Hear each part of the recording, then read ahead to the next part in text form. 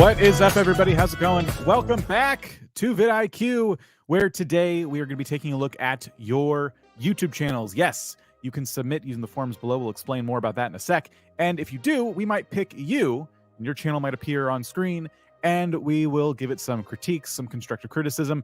But every week, so many of you submit your channels, so you may not get picked, which means you should find your favorite note-taking app and begin hammering away on your phone as you watch this so you can get as much YouTube advice as possible from the other channels we will see today. And yes, I said we because I'm not alone. I wouldn't do that to you. That's rude. No, Rob's here. That button's not working.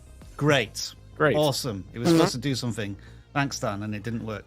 Hey, everybody on the live stream, hello, welcome as always. I have a huge favor to ask you all, and that is to remind me to change the battery on this camera at the end of a live stream. Because what I discovered is when I plug continuous power into this camera, it gives a little bit of a feedback noise when I record audio from it. There's no audio coming from it from the camera today, but that's why on a couple of videos on the channel recently, people have been complaining about a white noise. And it took me a couple of hours to find that out, and it is continuous power. So I need to take that out, put in the regular battery when I start recording videos again. So do you have an audio cable on top of your power cable or vice versa? No, there's no contacts. I think it's just like a little buzzing noise that's kind of brought into the recording process. Oh, maybe Jeff knows. Jeff? Hey, Jeff. My name is Jeff.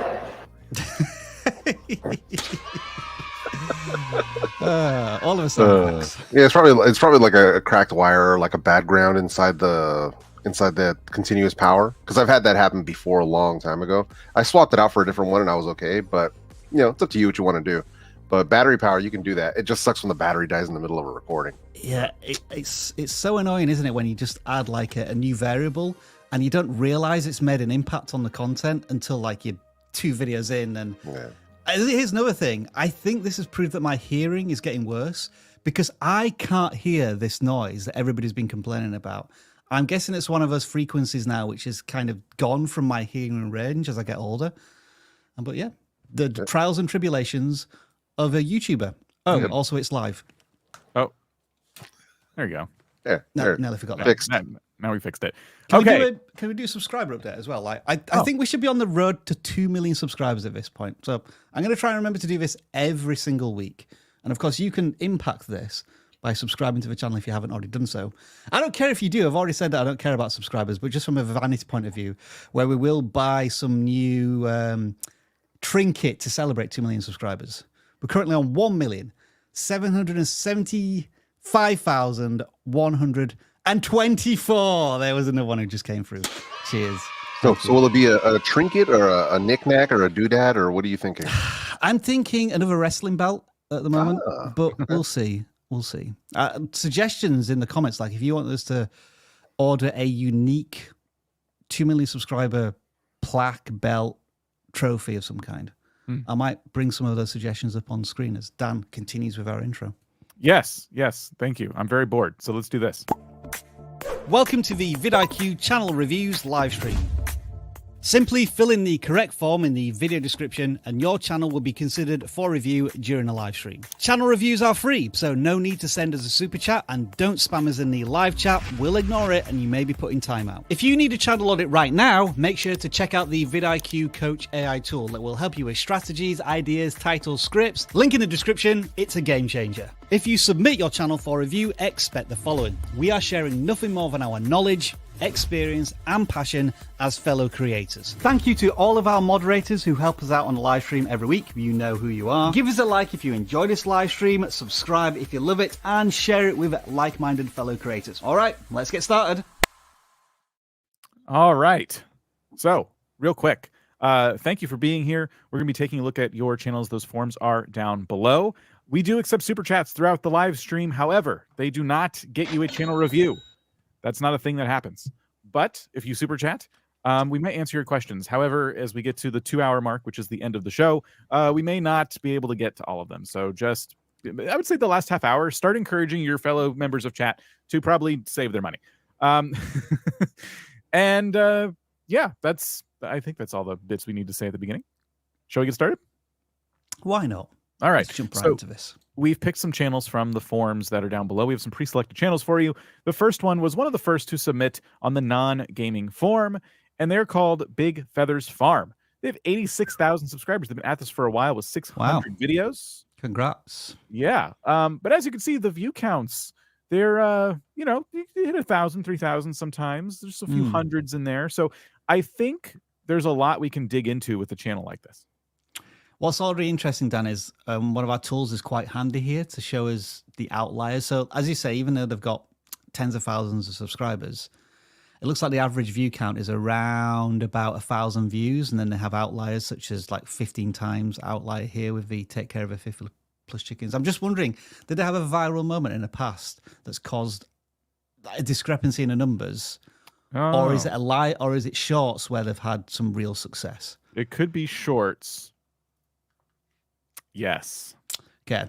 So that's where the majority of the subscribers are going to come from. Are they still making shorts? We can't tell, can we? We can't tell now. Yeah, this is so frustrating. Oh. YouTube. What was the latest comment? 2 hours ago? 3 hours ago?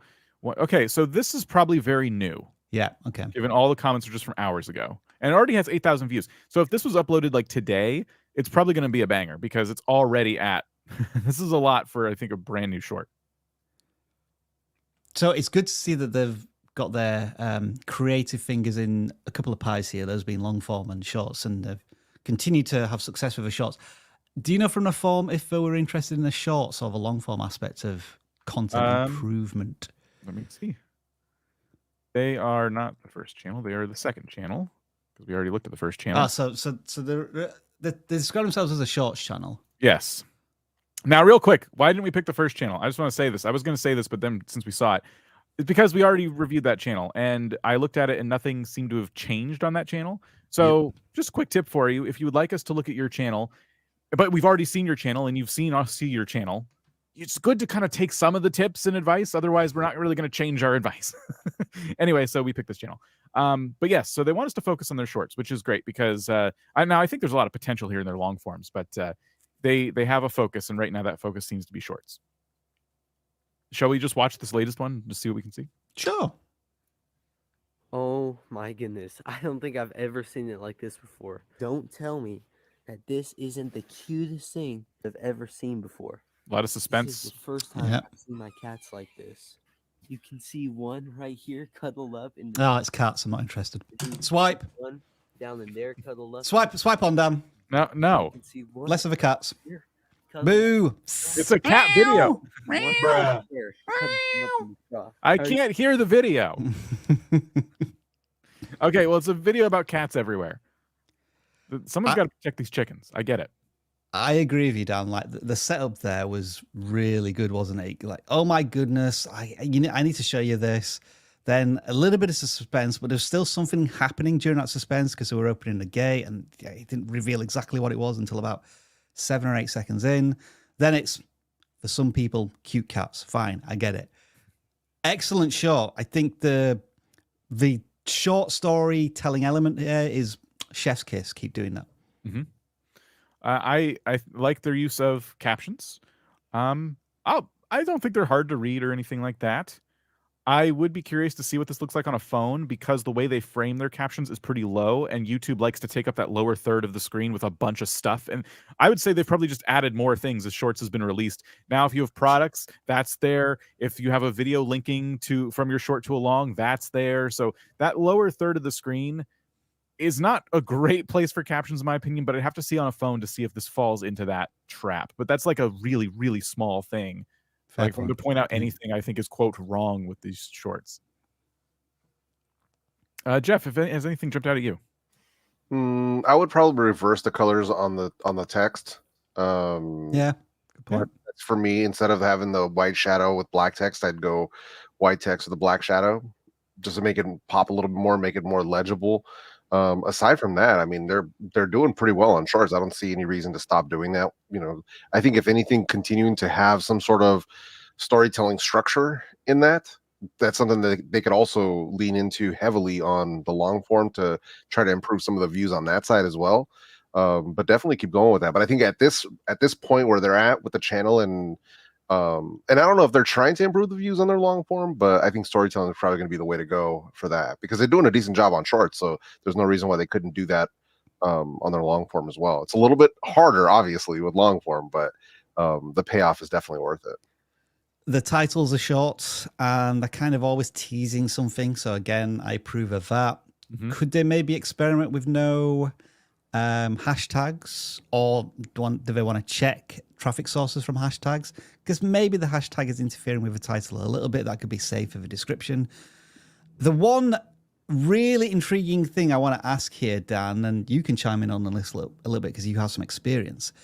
YouTube have just announced and are pushing vertical live streams. Yes. Or when you're in the shorts player, you can swipe up through live streams. And we're seeing potential huge opportunities here. And this could be absolutely perfect for like a farmyard, behind the scenes type of thing. It's hard to demonstrate, isn't it, on a desktop? But if you're watching a short on a mobile phone and you pause it, 2 buttons appear: subscribe to the channel or live streams. And it's not the live stream of that channel, it's just live streams on YouTube. Yeah. And there's something really interesting going on there, and we're investigating as we speak. Yeah. I will say that this would be a fantastic channel to see in the live short shelf. I'm going to call them shorts because it's kind of like intertwined, but it's not obviously short. It's a live stream.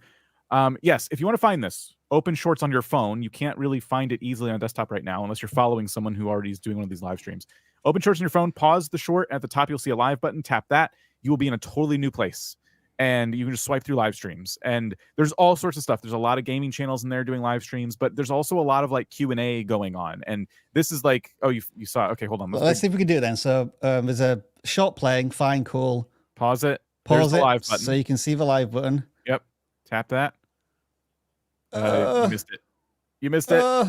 No, everything's opposite. Right, okay. So now I'm into the live feed. Yep. So there's this channel with 1.3K. 1.3K. Yep. Let's have a look at how big the channel is. 119. I mean, 119,000. Like, we get about 600 to 800 people watching this live stream. A channel that's theoretically 15 times smaller than us is getting higher concurrent views. Is it because they're live streaming vertical? Right. It's a really interesting question. I'm not going to show you any of my personal channel, but what I will say is that I tried this on mine, and then I had some friends try as well, and we all keep getting about 100 subscribers an hour from these. Now, our channels, like its mileage may vary, right? But it's definitely more subscribers than our channels would normally get. And it's like I did 2.5 hours, I got 250. My friend did 2 hours, they got 200. Like, it just keeps averaging out to 100 an hour, which is very, very, very interesting. But that's not going to just happen for you. What I will say, though, is that try it out, especially if you do vertical content already. And I would say the next live stream I did that was normal, like this aspect ratio we're in now, I didn't see more new viewers. You know what I mean? I didn't see my concurrence go up because I had recently done a vertical live stream. It still seems to be the same thing where your vertical people are your vertical people and your horizontal people are your horizontal. What? Yeah.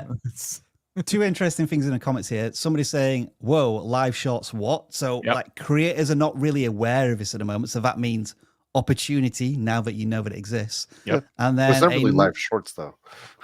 It's not. YouTube's going to call it that though, I think. Yeah. How to short live. Okay. Essentially, as long as you're broadcasting in 9:16, it automatically goes into the shorts live stream feed, right, Dan? Yes. So all you have to do, and StreamYard seems to support this as well, but if you use OBS, for example, go into your video output settings, swap your aspect ratio. So instead of 1920 by 1080, do 1080 by 1920. So OBS will suddenly look flipped. And that all you have to do is go live. There's nothing you have to do otherwise to tell YouTube, hey, I'm doing a vertical thing. It knows. Just like when you upload a short, it knows. You can still have thumbnails on these, and I'd recommend it too, because they will show up in the regular YouTube home feed for your regular viewers, and they'll look really crappy if you don't have like a proper thumbnail.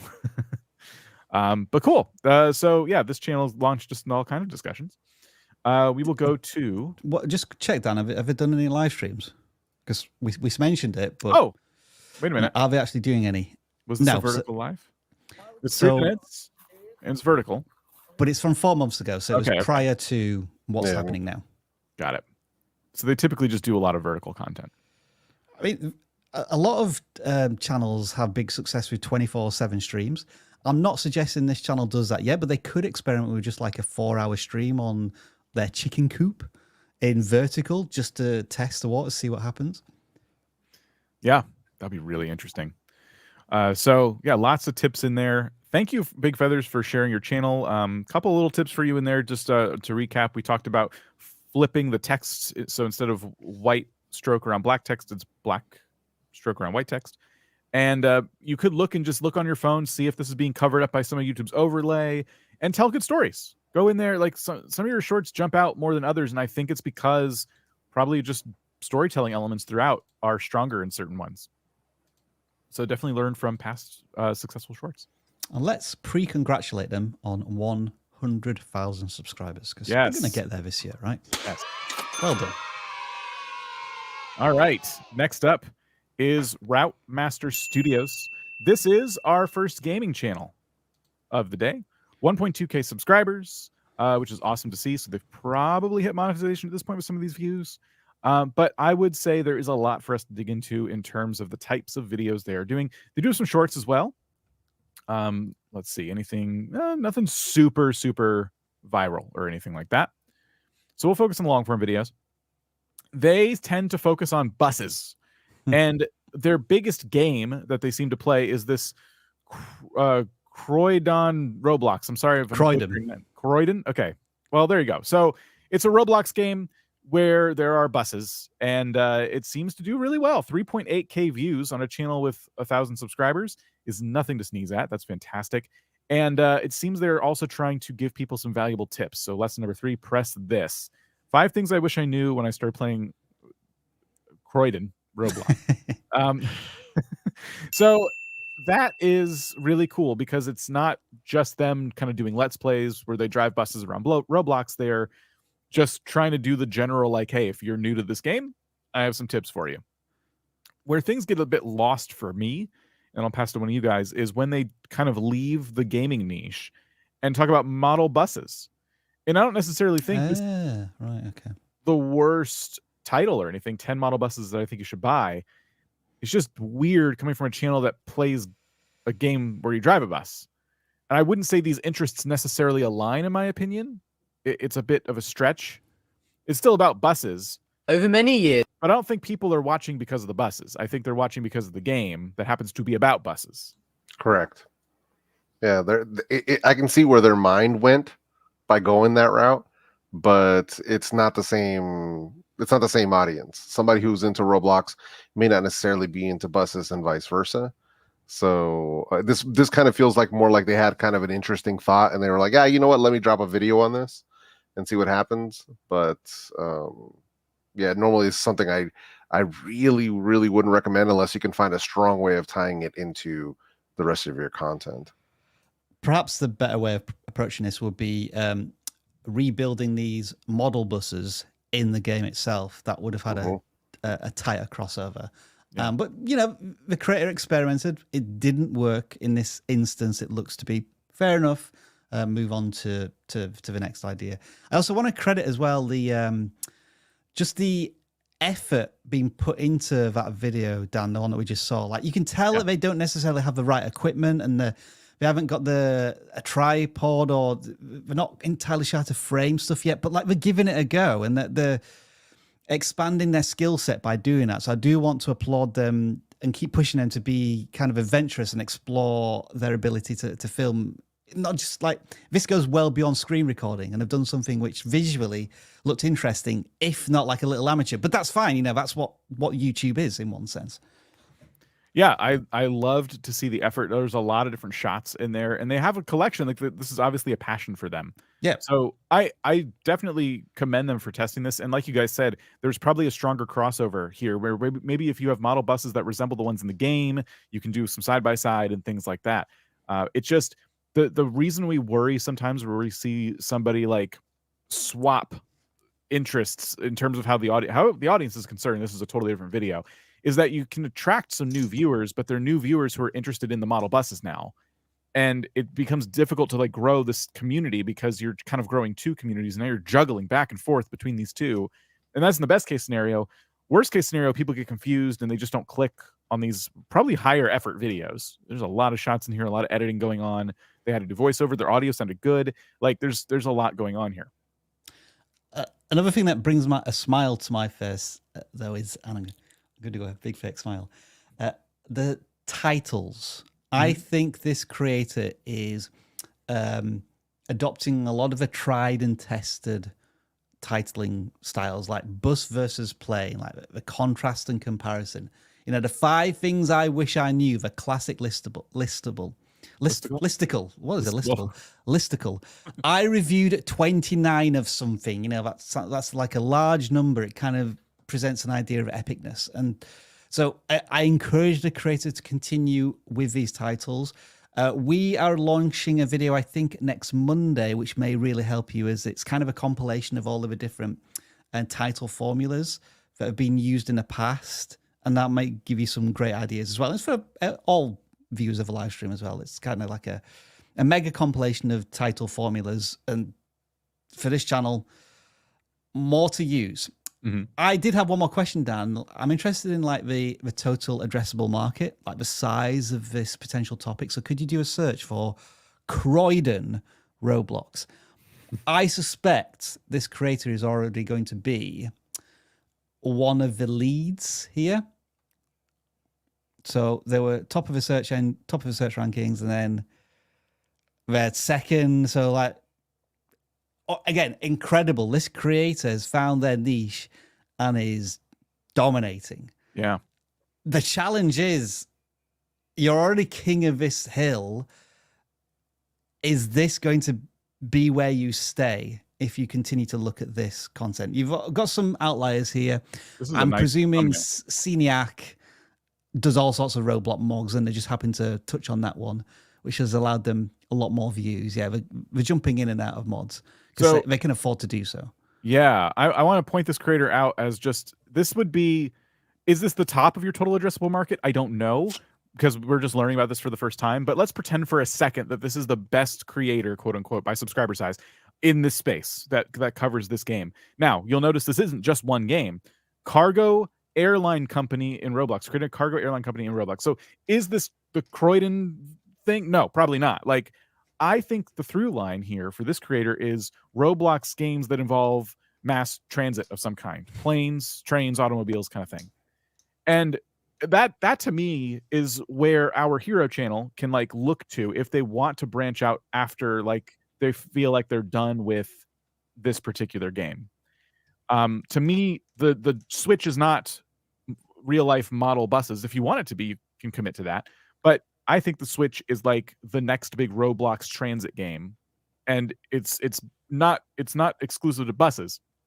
It is moving around quickly in different vehicles, because vehicles in games like this are fun. They're fun to play with. It's fun to like load your friends on there and get into trouble, and so that could be like a future for this channel. If we're talking about total addressable market, you might hit a ceiling with this, and you have a channel to look to as someone who's kind of paved the road ahead of you. No pun intended.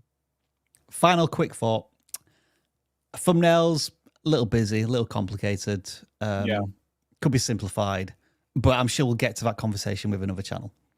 Yes. Yeah. I would say that here channel we looked at a little while ago, something I'd strive for in terms of thumbnail design. The CLAAAW one, the other Roblox channel. Yeah. All right. The next channel, Rob, is one you picked, MrPista. Are we not doing Rob's self-indulgent gaming corner? Oh, I don't know. That's your thing. I guess we'll have to do it after this channel. No, because MrPista is going to be thinking, whoa, what about my channel? So we'll audit this channel first. So what do I like about this channel? They have a passion for something that they don't own. They can't afford any of this at the moment. And I know this because it says in the description that they're 17 years old. And they have these dreams and aspires, like the cars I would want to own in the near future, all of these cars. And it looks to be mostly German performance cars. So they're leveraging a topic that, while they may not necessarily have access to, they do have the resources to cover these topics.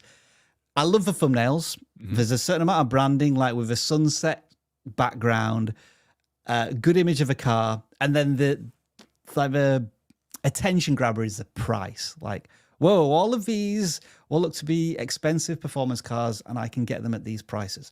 That's pretty cool. And if you scroll down the channel, Dan, they've kind of started with this, or maybe they've changed their thumbnails to this branding and kept it highly consistent throughout. And I think that's kind of rewarded in the sense that they're getting very solid views with all of the videos that they make. All fantastic, all cool, great.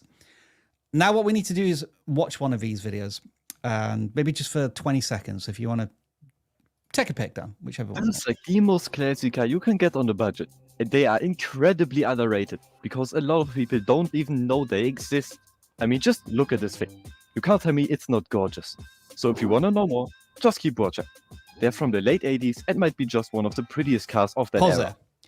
Yeah. So they, speaking English is not their first language, but they are like perfect English. So this is kind of one of those situations where a foreign accent, but like with perfect English, is like kind of a bit unique and different, and that's cool.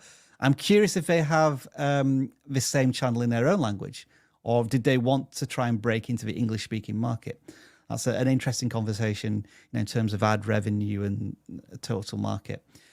The one thing that was missing from this intro, and I think it's missing from most of their videos, is that they talk about the price in the thumbnail, but don't back that up with real strong credibility. Now, that might be showing a website where they can where you can get this car pre-owned or whatever.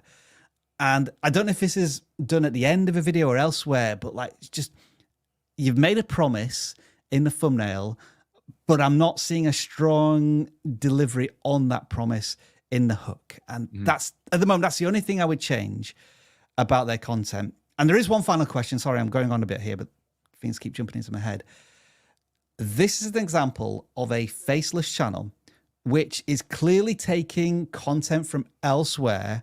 And I don't know, in our minds, do we think this is transformational content? It's a voiceover. They're narrating it themselves. They're obviously writing their own scripts, but it is all footage sourced from elsewhere. As you can just see in the bottom corner there was a reference to another website. So there could be a question of copyright, reuse, repetitious content, but my instinct tells me that this is on the right side of transformation. But that's my opinion, not YouTube's or a legal whoever opinion. whoever owns the original source material. Right. Yeah, I think it's transformational enough because they are putting in their own script. They're talking about their opinions about why this is the most beautiful, E32 7 series. Yeah. They're easily understandable. I didn't have a problem understanding what they were saying in the videos. So as far as I'm concerned, mind you, this isn't legal advice or anything like that. I think they're on the right side of it because it isn't like they're just taking the visual content and just uploading it as such. They're actually narrating over it and actually telling a story with it. So on my, from the channel that I've worked with that do something similar, automotive channels, they haven't run into many issues when it comes to that because they are actually transforming it. They are using it. But the ones that I have worked with, we're getting stock footage of like the vehicles and stuff. There was some service that they were using for that. I don't remember which service it was, but it was a stock footage website that had a lot of this stuff, which I was really, really impressed with. I was like, wow, I was like, I know you're not going out and filming all of this. When possible, if they knew someone with the car, they would go and find someone. They would go to car meets and write down like, oh, hey, whose car is this? Who owns this car? And that way, if they ever needed it, they could contact the guy and be like, hey, can I come shoot some, B-roll of your car for my videos and stuff. But I think there are services out there that can help with that if you want to stay, on the up and up with it. That was going to be my advice to this channel. Just to jump off of Jeff's point there, it's a little more obscure advice, but you have a channel now with, almost 500 subscribers, and you have videos that have a lot of views here.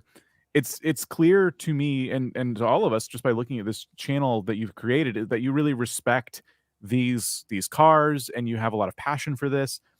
I wouldn't be too surprised if a local dealership like an Audi or BMW dealership or something would allow you to come in there with a camera and look at a car that's not you're asking to drive it. You like, hey, I have this channel. You show them the channel. Like, do you mind if I like show people this car?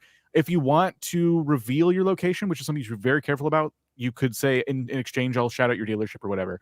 But ultimately, I think you'd be surprised at like, dealerships might be receptive to that and like helping you out. You can form a relationship with these local businesses, and that could help you create content that doesn't rely so heavily on this stock footage. And the reason that's important isn't just because of the stock footage. Let's say this is totally fine for you to use. It's the fact that you get to customize your content even more. And whether or not you want to be on camera or not is irrelevant. It's mostly about the car. You can sit in the car and show people specific things. Now you can get your own footage. You're not depending on footage from different websites and stuff that you hope. Oh, I really hope they got like the center console because I really want to talk. This is a very unique center console. Shoot, I can't find any footage of it. Here's a Google image of it, I guess. It'd be probably a lot easier for you at the end of the day if you could have that access. And to get that access, it is about talking to people, shaking hands, things like that.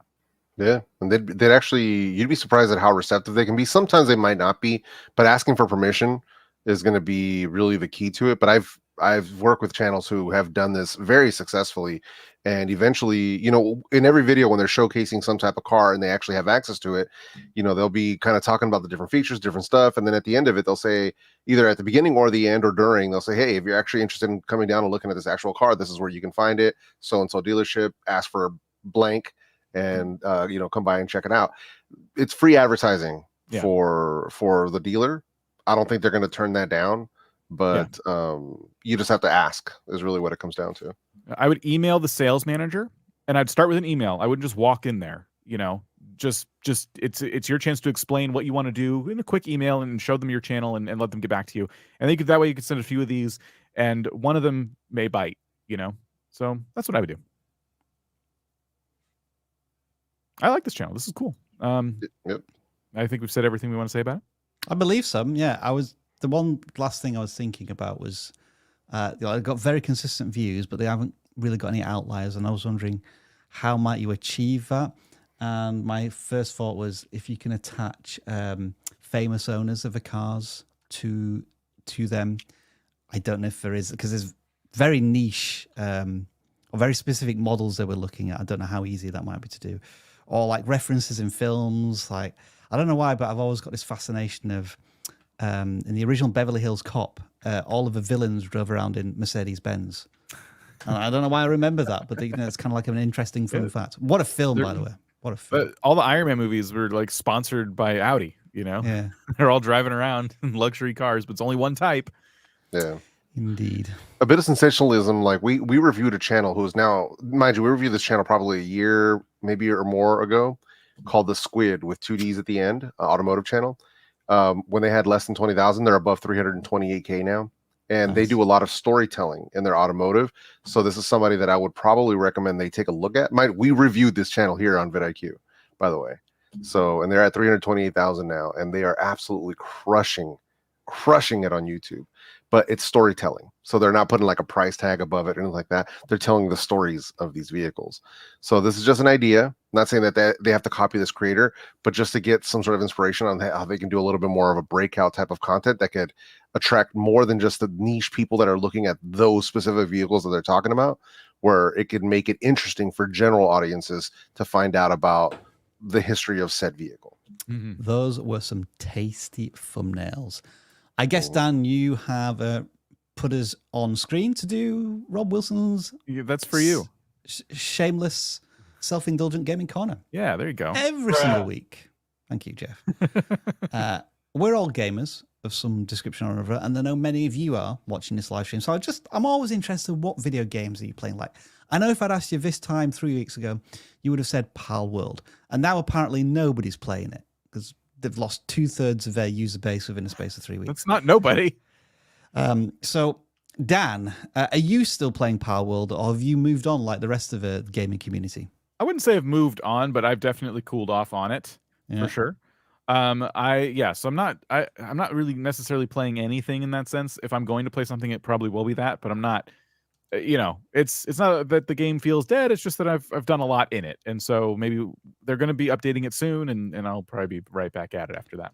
Is that what happened? Like it was just a super popular game that wasn't enough to do in it initially. Now there's a people lot. Run out of stuff to do. I mean, I think if everyone's like me playing it, even though I don't tend to play games as long as I used to, I got to 40 hours in that game pretty quickly. And that was not enough to get through all the content, but enough to where I felt really satisfied. I'm like, this is cool.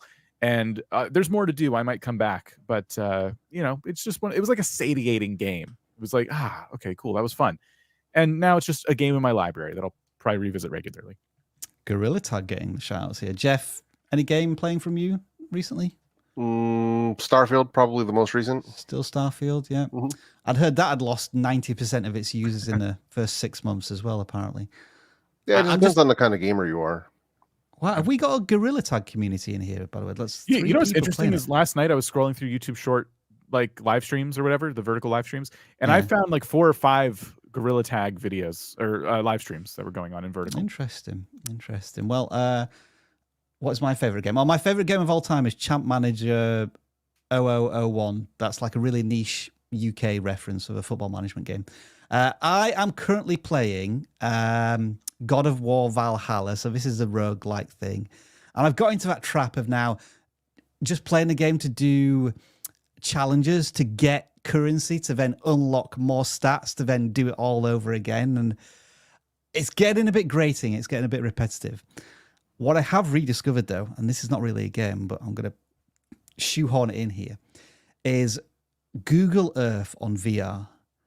That is an incredible experience, but it requires all sorts of software installation witchcraft to get it working. In that you've got to install Steam on your computer, install Oculus on your computer, then Airlink to your Quest 3 to then be able to play it.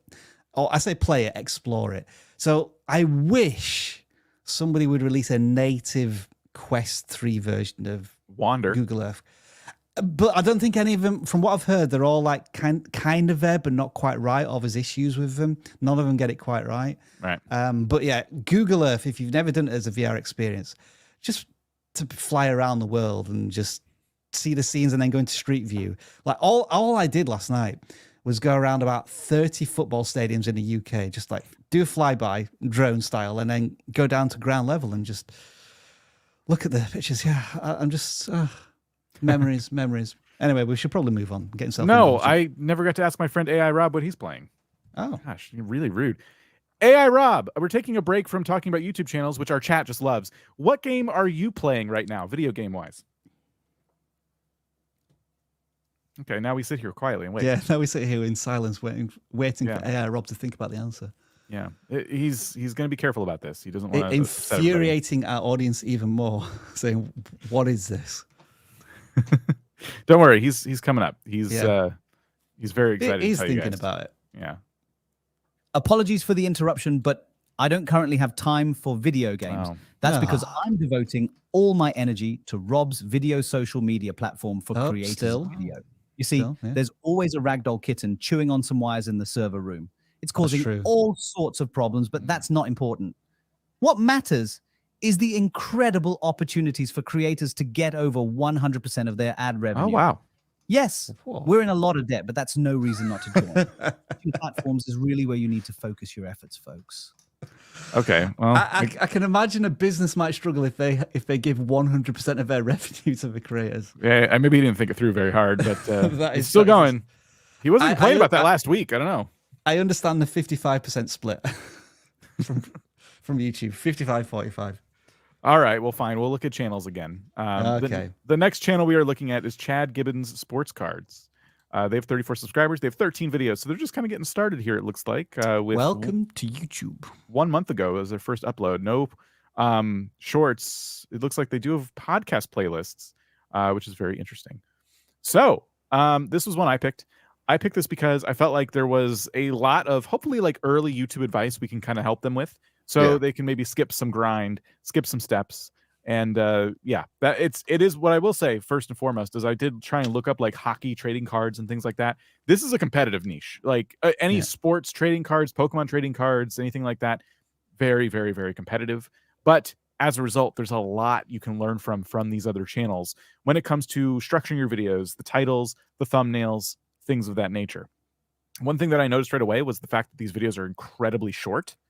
And when I look at other card collecting channels like baseball card collecting, for example, I always, at least the ones I've seen, are more about like the story behind them. They talk about maybe if they recently got some of these cards, what it took to get them. You can frame these kind of like vlogs where you go to a specialized store and you're talking, oh, look at this one, look at this one.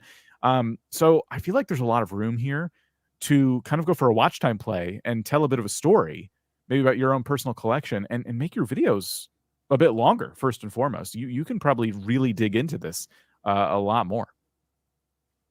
Not to mention, I think it goes without saying, thumbnails of these are very clean, very sharp. The channel we're looking at could use a bit of polish. Yeah, packaging, but that's obviously the bridge we have to cross as soon as possible with this channel. And we don't know what we don't know when we're starting out. And it could be that they've never been, they might not have a graphic design background. Like many of us, we didn't come from a graphic design background. If you do, good for you. That gives you a massive advantage as a content creator, because you can put together something that's much more aesthetically pleasing right off the bat. But this is one of the things where I really would want them to focus on is really, really cleaning up this thumbnail style. Because right now there's a lot of wasted space. There's too much text. So first and foremost, like one of the things that they've done at the very least with this latest, the latest two, where they kind of slimmed it down. We just have the question marks and then card. And the second to the next one, this card is worth, blank. They're using less text, which is good. So I want to keep them on that challenge of using less than 5 words, less than 4 words. Because if you look at their other ones, they have my rarest pull from 2022, 2023, Upper Deck Series 2. It's like, listen. And on top of that, word vomit. Yeah, it's word vomit, and they're repeating the title in the thumbnail. And that's just, that's just, we don't want to do that. We don't want to do that. So I would be looking at getting inspiration from some of the other card channels. And it doesn't have to be hockey cards. It can be baseball cards. It can be football cards. It can be any kind of cards. Yeah. You can even look at Magic the Gathering. You could look at Pokemon cards. So any kind of card gaming or any kind of cards, period, collecting, look at what some of those upper end thumbnails look like to give yourself inspiration on how to do that. And you don't have to show the entire card. Here, this is the thing where I want you to understand. You don't have to show the entire card. You can show just like the top 2/3 of it or the top 1/3 of it, or whatever you want it to be. It doesn't have to be the whole card, because then you end up with all this dead space around the thumbnail, and it just kind of, it's kind of a wasted thumbnail at that point. No wonder so many people watch this. I know it's from Inside Edition, but like 1 million views, massive baseball card collection found behind wallpaper. That's wild. Wow. That is one you could possibly react to. It's probably old now, but stories like that, there's nothing wrong with maybe reacting to those a bit.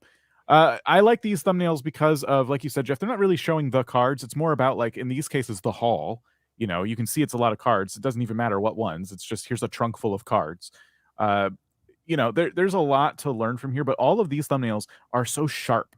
They're all very, very nice.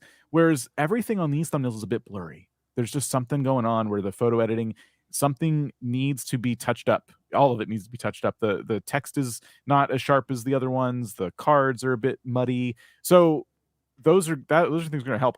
We've talked about those things a bit. Rob, if you're okay with it, unless you have more to say, we can jump into a video and just kind of see how it looks. No, let's do it.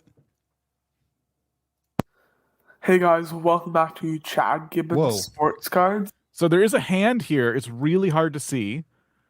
I wasn't expecting it to be this dark. Oh my goodness. So at the very least, the audio sounds okay, so we don't have to worry about that too much. Yeah. But yeah, the lighting, man, that's an issue. So that's something where this is a very cheap fix for Chad Gibbons, to be completely honest. You can jump on Amazon, you can get a LED panel light for like $20. I mean, they are not expensive, and it'll fix so much of this, because right now it's so dark, dude. So we really, really got to improve that. And I'm not sure. It feels like they might be recording with a cell phone, which is totally fine. Yep. So I took my channel from 0 to 20,000 with a cell phone, so there's no problem with doing that. But cell phones require a lot of light in their sensors. So you definitely want to get, an LED panel light. There's so many different companies that make them. But that'll be a huge upgrade. Or natural light. Like here, it seems like they're filming in front of a window during the day, and you get that diffused light. It's a little bit easier to see. So either shoot during the day or get yourself a panel light to kind of help out. It looks like nighttime is like their preferred time to make these videos. Yeah, they're gonna have to get a light because this ain't it, Chief. So usually we say like if we hear bad audio, it'll just turn us off instantly. Yeah, the lighting is so bad that it just wants to make you turn off instantly. Well, it's because they're showing. It's an easy fix. Yeah. If they were just talking about something, it's one thing, but they're actually showing us something, and with bad lighting, we can't see it, so it kind of defeats the purpose. So that's the main thing. But it's something that's an easy and very inexpensive fix. Yeah. And they could probably pull their full thumbnails from those shots at once they've sorted out the lighting. Yeah. Because the thing I was going to mention is, in terms of being a scroll stopper, somebody just swiping through the feed on YouTube, I don't think you can instinctively tell that these are NHL trading cards, because the thumbnails are, to me, this looks like a cassette from a 1980s NHL video game. Right. The thumbnail. So more emphasis on like showing just being clear that it's a trading card going forward. But yeah, lighting, that is a solution. Let's get some lighting. Yeah, I like the table and I like the setup, although I don't know what this wrapper is here. It looks like a fast food wrapper or something like that. But overall, I'd say like laying things out like this is not bad. Having your hands just that you're not a face, you're not on camera, a face channel, but like your hands come in, that's fine. All that's cool. Yeah, the lighting is, I think if you can for the next video, try and sort that out. If it's going to stop you from making stuff, just try anything. Get literally anything. If you have the flash on your cell phone could be a little bit better, at least. A lamp, yes. Yeah. Get anything for now until you can buy something, but definitely lighting is your first big production upgrade. Start learning thumbnail editing software of some kind. Microsoft Paint just got a huge update. Like even that could be better. I'm not joking. They literally have an update. Like they've built in AI tools now. Like you could use that. Oh, they've ruined it then. Yeah, they've ruined it. Photoshop, whatever it is, but those are the things I think this channel should focus on. All right. We have another pre-selected channel, but this time it's coming from our Facebook group. If you are in our Facebook group or our Discord, sometimes our community manager runs different, I want to say contests, but really you win a channel review. Is that a contest? I don't know. Get ready for the Thumbnail of the Week challenge. You have until February 10th to showcase the thumbnail of your latest long-form video. And the creator who won was Kimmy K, I think. And they won with this thumbnail here. The Dark Side of Comedy with Shocking Subscriber Confessions. So 3.2K. This was a big outlier video for them. 12.5x, which is fantastic. And yeah, I believe they are like a dark humor YouTube channel. So who would like to kick us off? Dare I say there's an element of, I don't know if I'm allowed to say this creator anymore on YouTube, Sniper Wolf vibe to the thumbnails a little bit? I can see why you'd say that. I don't think that's a emphasis on the glasses and the eyes, but they're cool. Don't get me wrong. We don't have to like a Sniper Wolf as a creator or not to admire the quality of the thumbnails. But yeah, I was getting that vibe a little bit from these. I agree. The thumbnail action here, the packaging essentially is above par for a channel of this subscriber size. So because I know where my thumbnails were at 4,000 and they weren't at this level. So yeah. So yeah, they're definitely punching a little bit above their weight class for something like this, which is good because that's what one of the first things you want to make sure you have on point is going to be your packaging. You got to get people to stop and you got to get them to click. And then after that is going to be obviously your hook storytelling and the actual topic, whether people actually care about it or not. So as far as that goes, they are doing pretty well.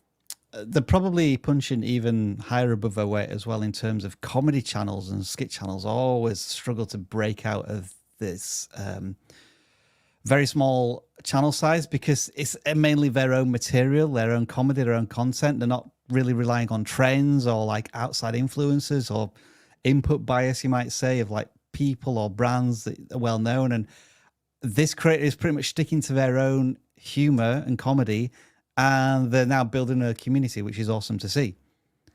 Yeah, I think what strikes me about this video, I want to say the latest one, this one's an outtake video from it, but what strikes me about this video is you can't say that. And I almost don't need to read the title to have like some intrigue there, because I can kind of I understand already what they're saying. Like, they're going to say the things you're not supposed to say, right? And the title reaffirms that a bit. I was going to say, like, with their titles overall, that's where I feel like they could be branching out even more, because these feel, I want to say vague, maybe. The dark side of comedy with shocking subscriber confessions. I think the thumbnail is carrying this video, because the thumbnail explains more. The title doesn't explain much to me as a new viewer. Now, that's the important thing. If you've been building a community and they're understanding how you're titling videos and they get your comedy, that's great. But I think if you were to try to title these a bit more for a new viewer, it would be easier to get more new viewers. Jeff, anything you're seeing there? The titles are like the biggest piece of advice, I think, from me. Yeah, just a little bit of cleanup there. Aside from that, yeah, not much more. I mean, they're doing pretty well. They're sort of, it feels like they're more on the challenge side of YouTube. You know what I mean? Where they're doing these different challenges and things of that nature. Challenge reactions, which is something I've seen a lot of different channels try to tackle. Some do it better than others. Seems like they're doing pretty good. I'm not sure if a lot of the traffic comes from a breakout video or shorts. It feels like their content could do well as shorts, but I'm not 100% sure. But it kind of feels like it would be. Well, not bad. Okay, 1K on that one, 2K on this one. Hit popular for me. Let's see where we're at there. Okay, so not bad. So yeah, I think it's just kind of consistent across both types of content, which is great. So it isn't like all of their 4,000 subscribers came from shorts. At least on the surface, that's not what it seems like. But yeah. I'm glad they have an example on their channel of what I mean when I talk about the titles, because every Marvel fan, after watching the Deadpool 3 trailer, like, I totally get this title. I understand where you're coming from. Like, this is exactly what I'm talking about. Every Marvel fan right now, like, that, fantastic. I think that appeals to everybody, right? Everyone, even if you're not a Marvel fan, you know what's being said. And so that is, yeah, I was trying to think of an example, so I'm glad there is one here. Yeah, cool example.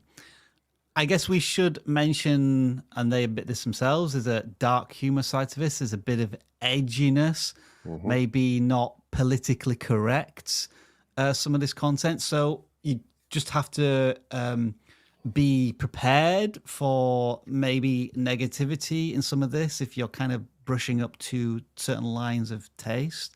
And obviously ensuring that you're within YouTube's community guidelines as well. So just be aware of that.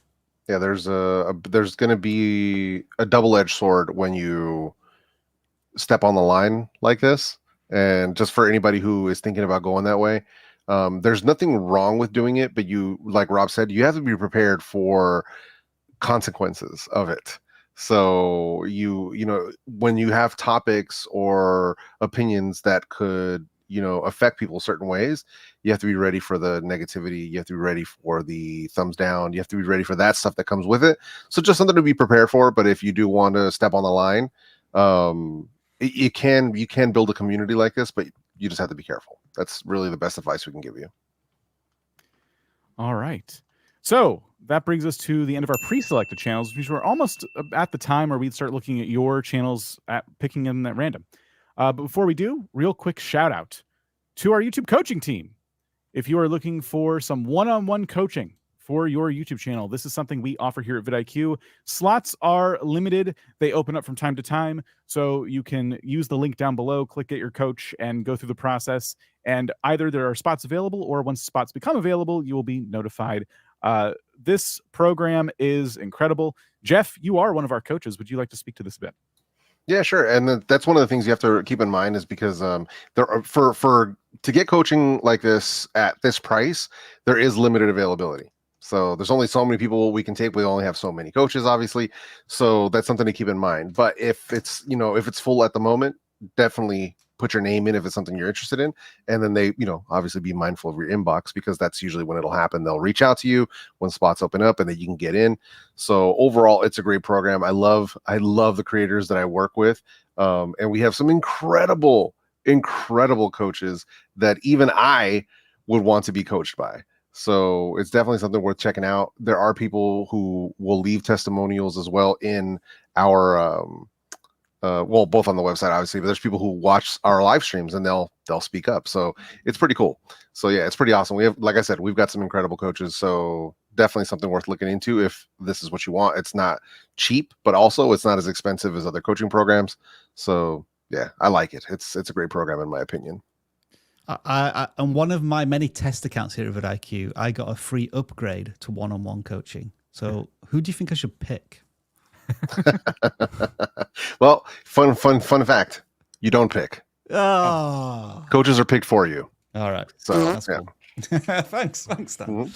Should we give people like a taster of kind of what one-on-one coaching is like, Dan, through the medium of super chats? Via super chats? I thought you would never ask. So Starad Romantics became a YouTube member, so this isn't going to be a good example, but you get a custom sound effect. Bruh. There you go. Nick Hine. Here we go. If a couple of my last uploads underperformed, how can I overcome the anxiety and urge to upload tons of stuff to make up for the recent fail? Been there. That old chestnut, eh? There are going to be times in your YouTube life where you have a series of 1 of 10, 2 of 10, 1 of 10, 2 of 10. But unless you're going to continue to go on an upward trajectory from now until you quit YouTube, there are going to be moments where your content plateaus, and then also moments where the content performs under expected. That's a normal part and process of YouTube. I guess the long-term view is like over 3 months, 6 months, 9 months. If the average views per day or per video are going up and you're growing, then there's nothing necessarily to worry about. But yeah, short term, this can be a mental challenge. Red X, please talk about some revenue sources besides AdSense. Yeah, Red X is a former, or might still be, but as far as I know, one of our Max students. Hey. So obviously, so different revenue sources. I'm pretty sure he's already diversified a little bit, but just the most obvious ones would be like outside of AdSense, it's going to be affiliate revenue, whether it's directly through companies or through something like Amazon or Best Buy. Partnerships and sponsorships of you reaching out and talking to companies and, you know, forming an actual paid partnership with them. Merchandise is another big one. Digital products or physical products, whatever you prefer, you want to go. Those are other ways that you can monetize. Patreon, Subscribestar, channel memberships is another option if you're willing to put in the extra work. But those are the ones that are just off of the top of my head.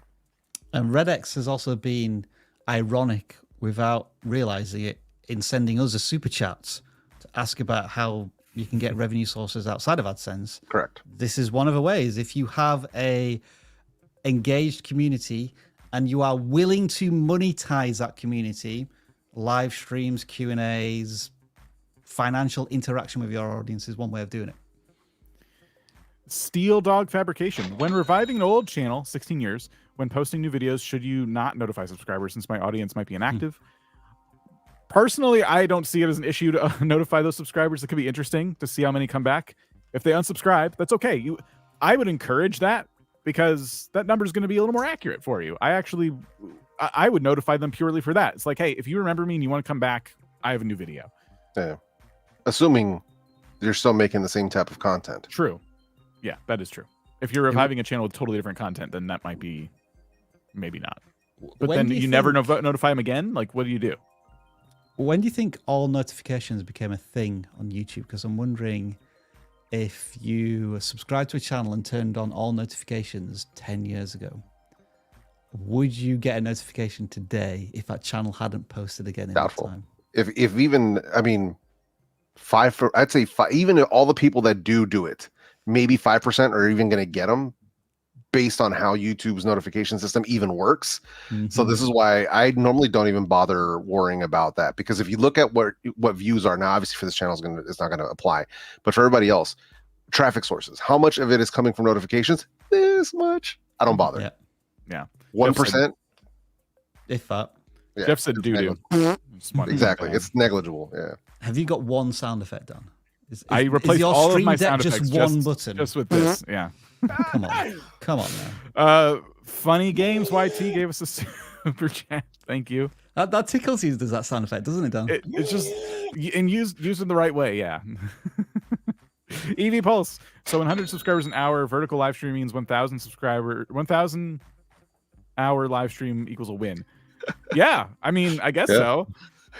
Again, I don't think that's like a number you can hold to vertical live streaming, but it's one that keeps coming up. So it's very interesting. It's one of those ones that tickles me a bit. If we were to make a video on it, that's probably what we'd lean into for fun. I'd love to see Chad do that, though. That'd be hilarious. Yeah. Mr. ALX, hi, I'm curious about my channel, gaming channel, sometimes bilingual. Cheers. Well, you may get picked at random, but we are not taking channels via super chats. But the one thing they've said here is bilingual. Oh. When you're watching a television channel, do you expect to watch something at 8 o'clock in English and then something at 9 o'clock in Spanish? Probably not. It would be on like a separate TV channel. So it's kind of the same for your YouTube channel. Split up those audiences, unless you're going down the route of like YouTube's auto dubbing and things that are potentially coming out in the next 12 months. Beyond that, I've had channels, I've helped them split because they've done 2 languages on the same channel, and they'll upload essentially the same video, one right after the other, in 2 different languages. And one, for the 3 channels that I've done this with, one language is always stronger than the other. Thousands of views versus a couple hundred views. Yeah. And I would just step in and say, hey, separate channel, remove these videos, the low performing ones, remove them, put them on their own channel. Now they have 2 channels where both of their videos on both languages are thriving, doing their own thing. So I normally do not recommend multiple languages on the same channel until we get the auto dubbing from YouTube rolled out to everyone. DIY Microbiology says, happy Chinese New Year, everyone. Wish one day I could apply for one-on-one coaching. We wish that for you as well. What is it the year of in Dragon, if I remember correctly? With Dragon. Oh, that's a cool new year to have. Yeah. Awesome. Dinks, sorry. How can I follow up on a video that blew up? Make another video on that video that blew up with a different angle of approach, a different opinion, base it on the comments of that video that blew up. Like, there has to be a way. Like, I will not accept that there is not a way to follow up on a video that blew up because you should now be really intimate with this topic, whatever it is, and be able to approach it from a new angle. Yeah, this is why I don't believe in making videos by accident. And also, the way that I've done it successfully to follow up on videos that have done super well is whenever I have an idea for a video, I always have 2 to 3 other ideas based on that video. I have the video titles already ready to go. Even if I haven't shot those videos, even if I never plan on shooting those videos, if I'm going to make a video on anything, any kind of product or whatever it might be, I always have 2 or 3 additionals just in case that I can shoot very quickly to get those out in case a video does take off. So just moving forward, whenever you are making a video, come up with 2 or 3 additional ideas. It's not going to kill you. It's going to take an extra 5-10 minutes. It's not going to kill you. But that way you're ready. If a video does take off, you can strike immediately. You already know the video title. You already have an idea what the thumbnail is going to be. You already know what the angle of it is. You already know the topic because the topic just blew up. So moving forward, do that. Take that little bit of an extra step and help yourself in case a video does take off again. And this might be a controversial opinion, but I would be willing to sacrifice some quality to get that video out fairly quickly while the trend is hot with your audience. True. All right, this next person, I'm going to say their name is AP. It's very long. But they gave us a super chat. Thank you so much. AI Engineer Hub, says, hello. If I decide to throw a bit of money at YouTube for promotional purposes, which ad platform should I use to grow my channel? Google Ads, X, the YouTube promote feature, or shouldn't I do it at all? I wouldn't do it at all. Not just promote a channel. If you have a product or service you're offering alongside your channel, that'd be great. But you're not going to build a loyal audience. You're not going to build a community. You're kind of just pushing your content out to people who haven't asked to see it. If you can't organically grow your content and you have to pay for it, that suggests a fundamental problem with the content and the audience you're trying to reach. Yep. In our experience. I guess AP was coming back with a super to jump in on Rob's Gaming Corner. It depends on my mood to play a game genre. Thanks for sharing. Yeah. I get that. I totally get that. Texas Dark Skies says background music in educational videos Are there any value, added benefits? What background music advice do you have for us? I've toyed with this question for about a decade now. Because like Has it been there that long? I've gone through periods on the vidIQ channel where I've included music and everything. Yeah. And then I thought I just can't be bothered doing this anymore because I kind of just thrown in the music for music's sake. Like Right. I'm not good at matching music to emotion in videos, and I think that's where it's most powerful. On the flip side of this, you look at John's videos, like he's a master at applying music to the right emotional theme or thread. Yeah. So that's kind of my rough advice. Like, there needs to be intent behind it. You can kind of put like a chilled background music in the background just to add like a permanent sense of theme. But the best videos have music to fit the scene, not the video, the actual scene. The moments, the sound Moments, effects, yeah. things like that. Like that's what I'm seeing more and more in like the commentary videos I watch. They don't use a background track throughout the whole thing, but now because that audio is kind of open, right? There's nothing back there. They have more room to play with funny memes and sound effects and things like that. Yeah. You're an educational channel. That's not what you're going to do. But yeah, we use music, but it's not like that's because it's some magic bullet or anything. Just something we do just for a vibe. But yeah.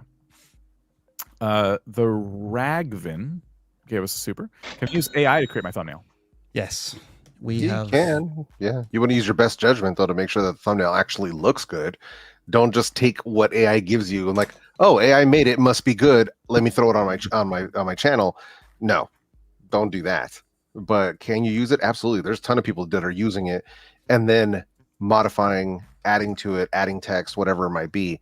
But you got to use your better judgment on it. So yeah. Several of our thumbnails recently have been AI generated. After a couple of iterations, and as Jeff says, maybe adding something to it, context. Design Burst. What Hey. factors should we consider when setting up pricing for different membership tiers on our YouTube channel to ensure they're appealing and fair? We are planning to share files, render assets, etc. to members. I have no idea on this one.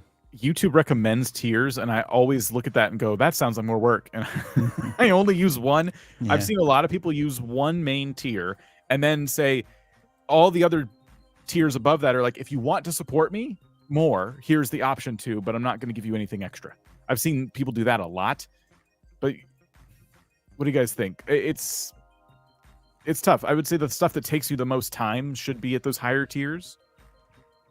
Well, Generally here's what I speaking. would say about this. If they're intending to share files and assets, like things that are not integral to YouTube itself, you know, like emojis and stuff, I might consider, but this might be bad advice because I haven't really got an experience on it, but you might want to consider taking this off platform because YouTube's cut for memberships is pretty brutal. If you're going to share files, YouTube's essentially taking a 30% commission on that stuff that you're sharing with them. So what might be a better place to service, like Patreon or another one? But I don't know if I feel as if the assets have to be tightly connected to the YouTube channel to make them worth sharing on a membership, as opposed to taking them completely off platform. All right. The next one on the list, Rob, is that one you're saving for later? What? I don't think I've started anything. Oh, So sorry if I have. well, this person would like to remind you about your battery. I started that one. In an hour, please. In an hour. All right. It should be because I've hardly used this at all. This is the second time I've used it, but we have just lost a subscriber, so forget it. Ben Wingy Music gave us a super thank you. Dink says, how do you follow up on a video that blew up? Which I think we already answered. Yeah, that. we've answered them. Twilight Fairy X says, do vertical live hours count? I was told they do. Yeah. Always somebody wanted to know like the specifics. Like we give them something amazing, brilliant. Yeah, but what about monetization? Right. It's just funny, that question. Live stream is the way to move for that. Yeah, if you do vertical live streams, and that might be the angle for shorts creators. Like, how do I get the hours? I don't want to make long form videos. Shorts live stream. Is that definitely true though? Like, because it can only be watched in a shorts environment. There was a video from YouTube that talked about it, and I'm like 80% sure they mentioned this and said that hours from those count. But hold YouTube to task for that. If I'm miscommunicating, I'm sorry. I have a lot of information to keep in my brain. Bearded IT Dad says published is better than perfect, but where do you draw the line? Would it be better to stick to any publication, a publication schedule and be consistent, or should I miss a week to maybe make a better video? So in the interview with April Lynn yesterday, there was an interesting piece of advice about this, which was to begin with, you want to set a deadline and stick to that deadline to the point where you're saying to yourself, am I going to make a video next week? And the answer is, of course I'm going to make a video. Like, YouTube is amazing. I love it. I want to get better at it. And at that point, then you start to maybe not hold yourself accountable to deadlines and think more about where can I improve with each video. So it's that argument of quantity versus quality. So it's kind of towards the end of that interview, but she had a really good angle on it, and I would recommend you watch that. All right, we will get back to super chats in a little while. Thank you so much for your super chats. Keep in mind, any that are given from here on out, there's a risk they might not get read because we have a lot to get to. We have to get to your channels now, which are going to be randomly selected. And the way we do that is like this.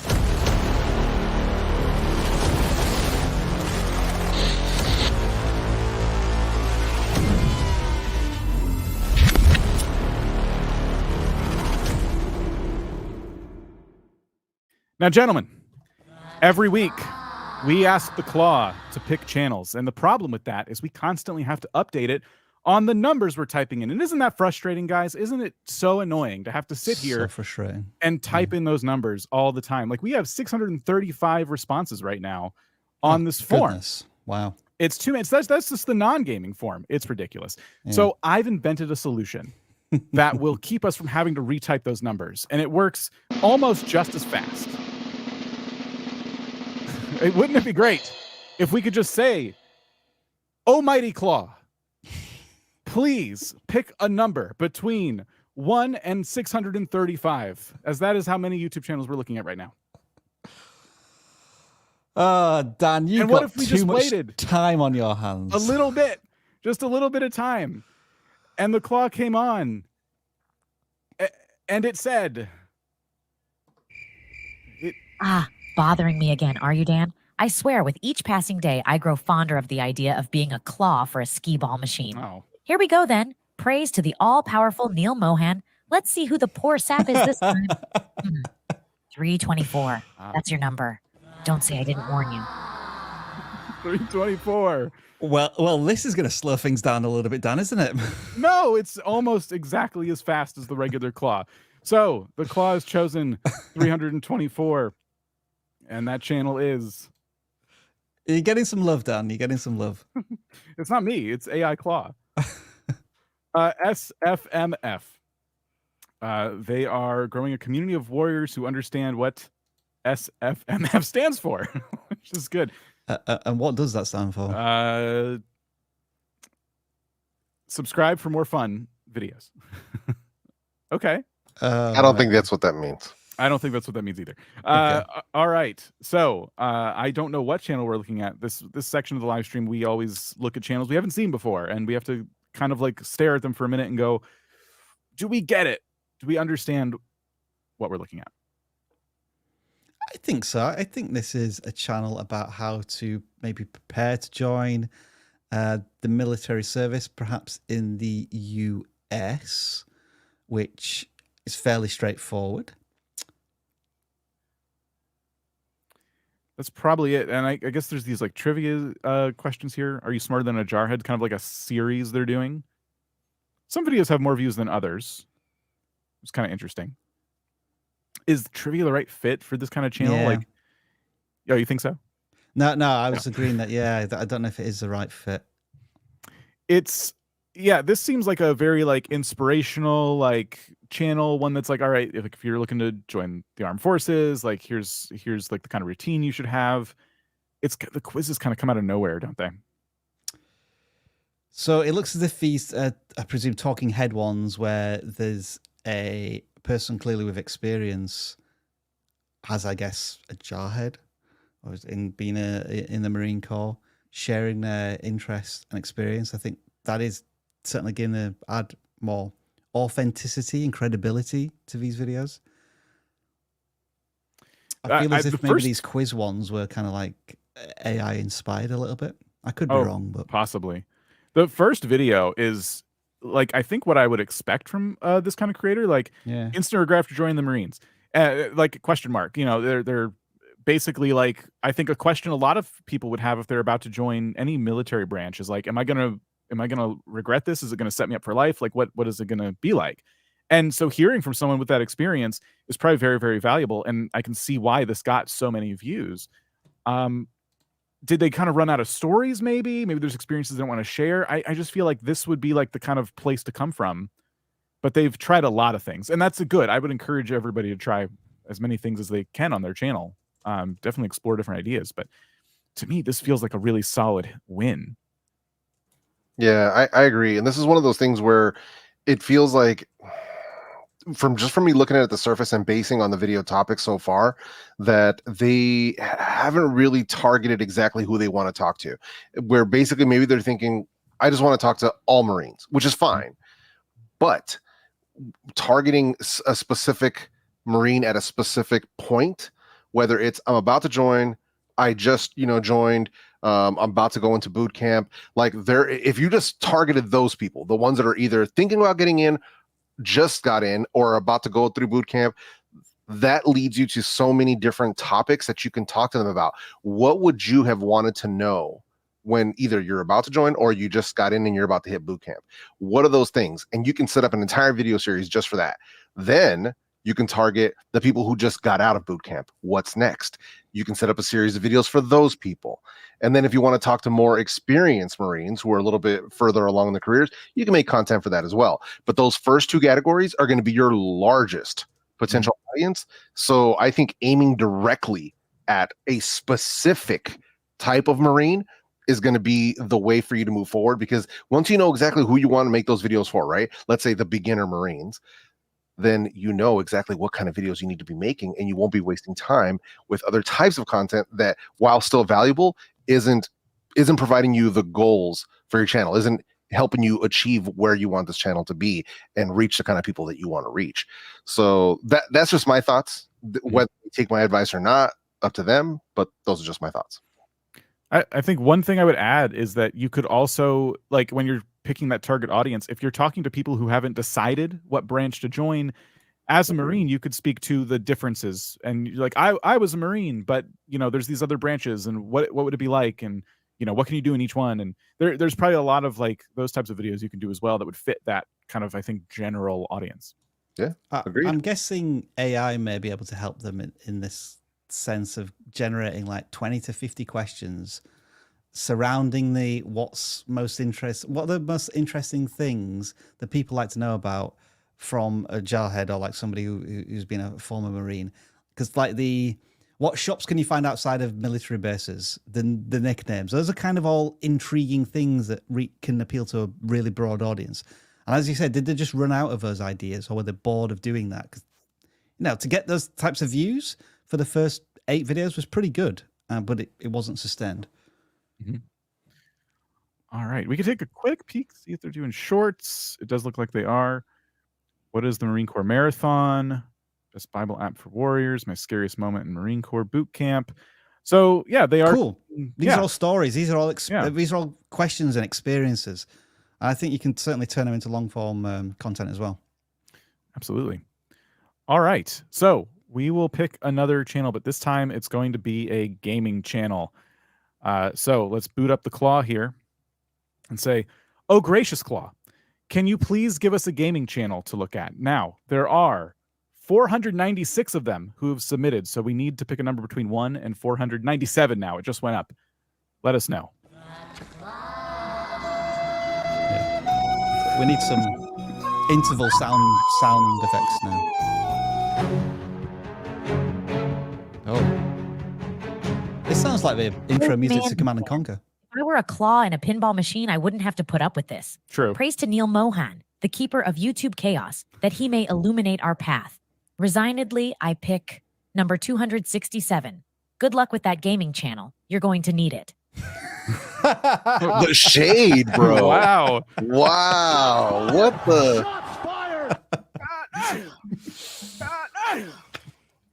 All right, 267 it said. It's getting shady up in here, bro. Yeah. Will the claw be right? Are we going to need it? That is a spicy claw. It is. It is. I don't think it wants to be here very much. All right. So 248 subscribers for Stickman with 31 videos. Yep. They said on the form that they are a long form video channel. So this is what we're going to look at. They had a big announcement recently. Foamstar is interesting. My review / opinion on Foamstar. Okay. That's what we call 2 titles in one. Let's see. The Big Bang Fortnite event with commentary. All right. So you've been at this for a year, but you've posted like a handful of videos. You kind of come back every so often and try a couple things. As such, I would say, because you haven't really built up a really big community yet, stuff like big announcements, those don't need to be their own dedicated videos. You can certainly use the community tab and talk about some of the things you're thinking of doing, but this kind of thing is not something people are like on the edge of their seats waiting for. As much as we would all like that, that's just not how YouTube viewerships tend to work. I would discourage the biggest channels from doing this, you know, unless they're, of course, retiring, as we saw. I think we need to work on not just the packaging of these videos, because you can try to keep your title simple. I think for me, my biggest piece of advice for you is going to be the topic of your videos. Foamstar is interesting. How about instead of Foamstars is interesting, give us a little bit more. Foamstars is bad. Foamstars is the best game I've ever played. Like, give us a little more of your opinion, because a lot of people are probably reviewing this if it's like a new thing, and your review is going to kind of fall into the pit of review despair. You need to give us a bit more than that. I've seen some small channels do big kind of update review videos, but get a ton of views on them because they come out of the gate with like a controversial opinion about it or something to that effect. And then the Big Bang Fortnite event with commentary. You got to give us something more than that. It just you playing Fortnite is what that sounds like with commentary. But what are you going to be doing that's like different? Why should I watch you play this over everybody else who's going to be getting in on this event? Like, covering a trend is one thing, but like, what is your take on it? Like, what are you bringing to the table? Because again, this is a very, very competitive niche to be in. Dan, do they state that they're a long form or a short form channel? Long form. Okay, in that case, I have those 3 words that you hear every single week at least once for a channel, and those are commit to consistency. And what I mean by that is we have some stuff about Fortnite from 2 months ago, then a 2-month break, and then 2 videos launched on the same day, which is a little weird. And then 6 months ago, you were doing some stuff in VR. So it goes back to that idea of setting a deadline.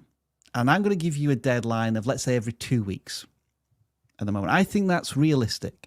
I want you to make a video every 2 weeks and stick to that commitment for the next 3 months. It's up to you whether you want to stick to a particular topic or not.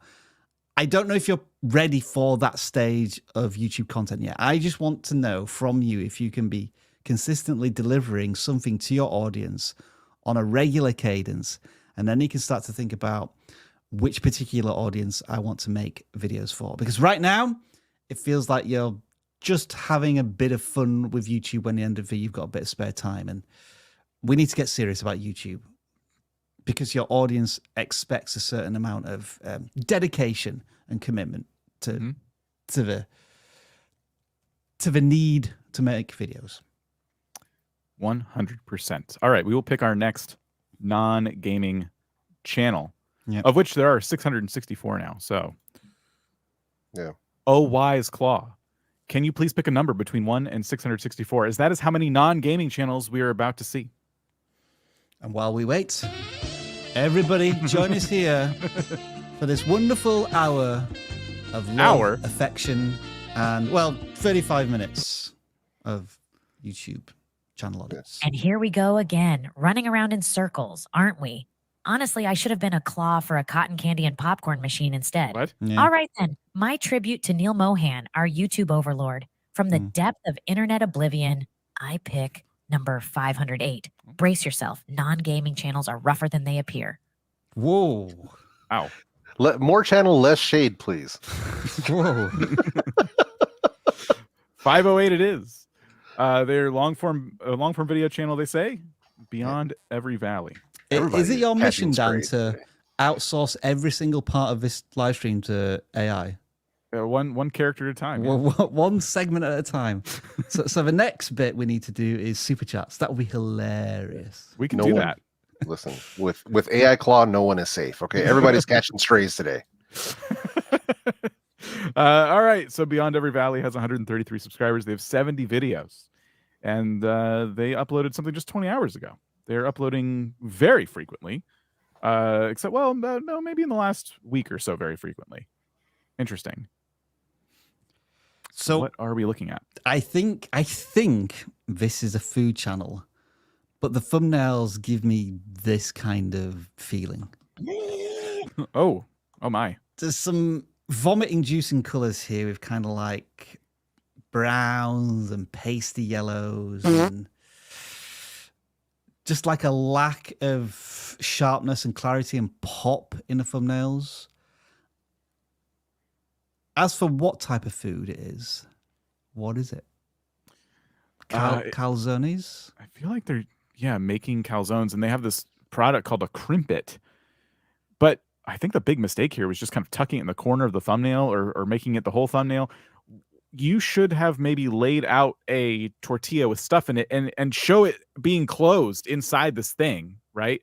This contraption. And that would have been a much more like clear thumbnail. Like, I'm going to use this device. Is it going to do a good job? Yeah, I agree. If we're talking food here, here's something that as a newer channels, we don't often do because we just don't know. And it's to research the niche and research what other good thumbnails for this type of video look like. And for me, my challenge for them would be 1, take the picture outdoors in natural light if possible. 2, take a picture of just the food and remove all of this text from these thumbnails. All of it. Just the food. That's my challenge to this particular creator. Just the food. It'll force you to take a much cleaner picture and, better lighting, whatever you got to do, just to make it a little bit cleaner. Reduce the warmth on it, because right now they're very, very warm, if you know what I mean by that. Inside your phone, if you're taking these with your phone, you can hit edit. You can go, saturation, and you can dial it back and make it less warm, more warm, adds more color. But remove all this text. Just go straight food, and then after that, make sure that the titles are on point.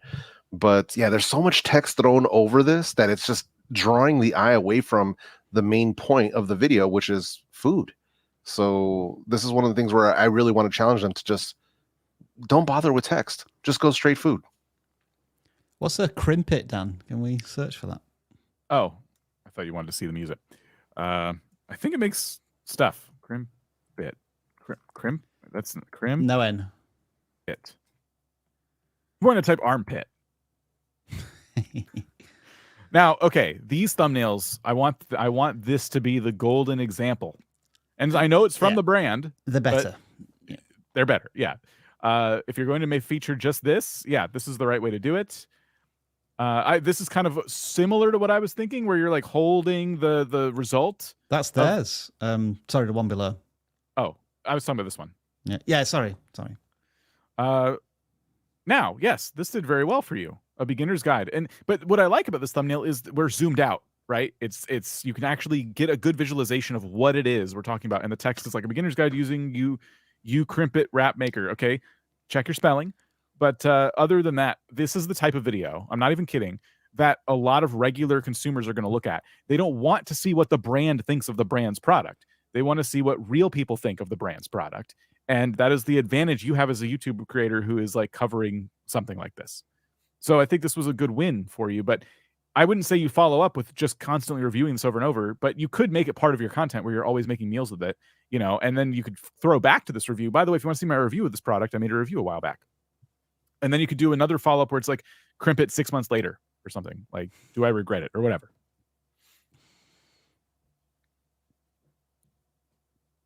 Should we look at one, or do you want to move on?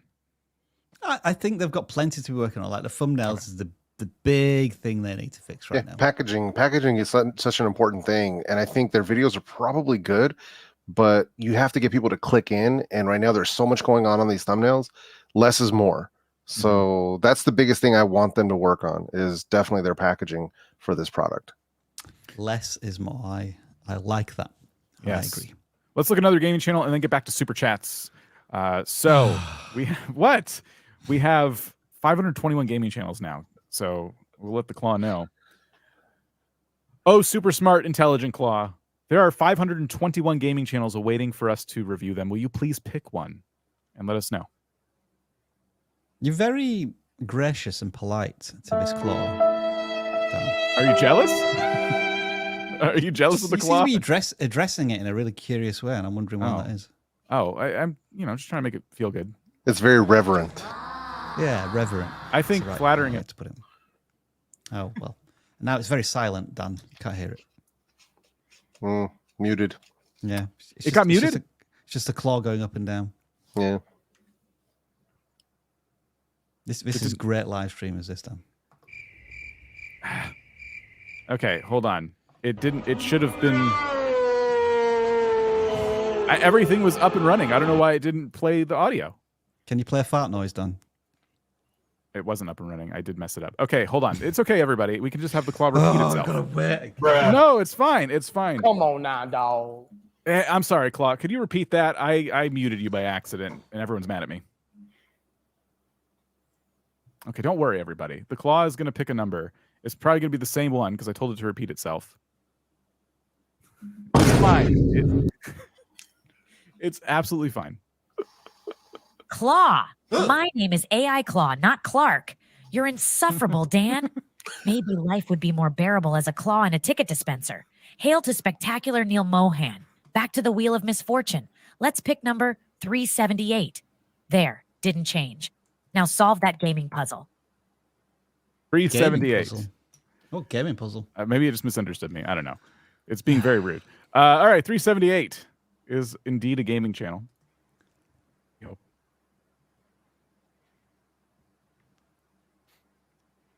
Kexstar. Kexstar. Gaming with Kex. Challenger, coach, pro player. All right. Value proposition here. I'm looking at the second video and I'm thinking, nothing to say. See you later. Done. Oh.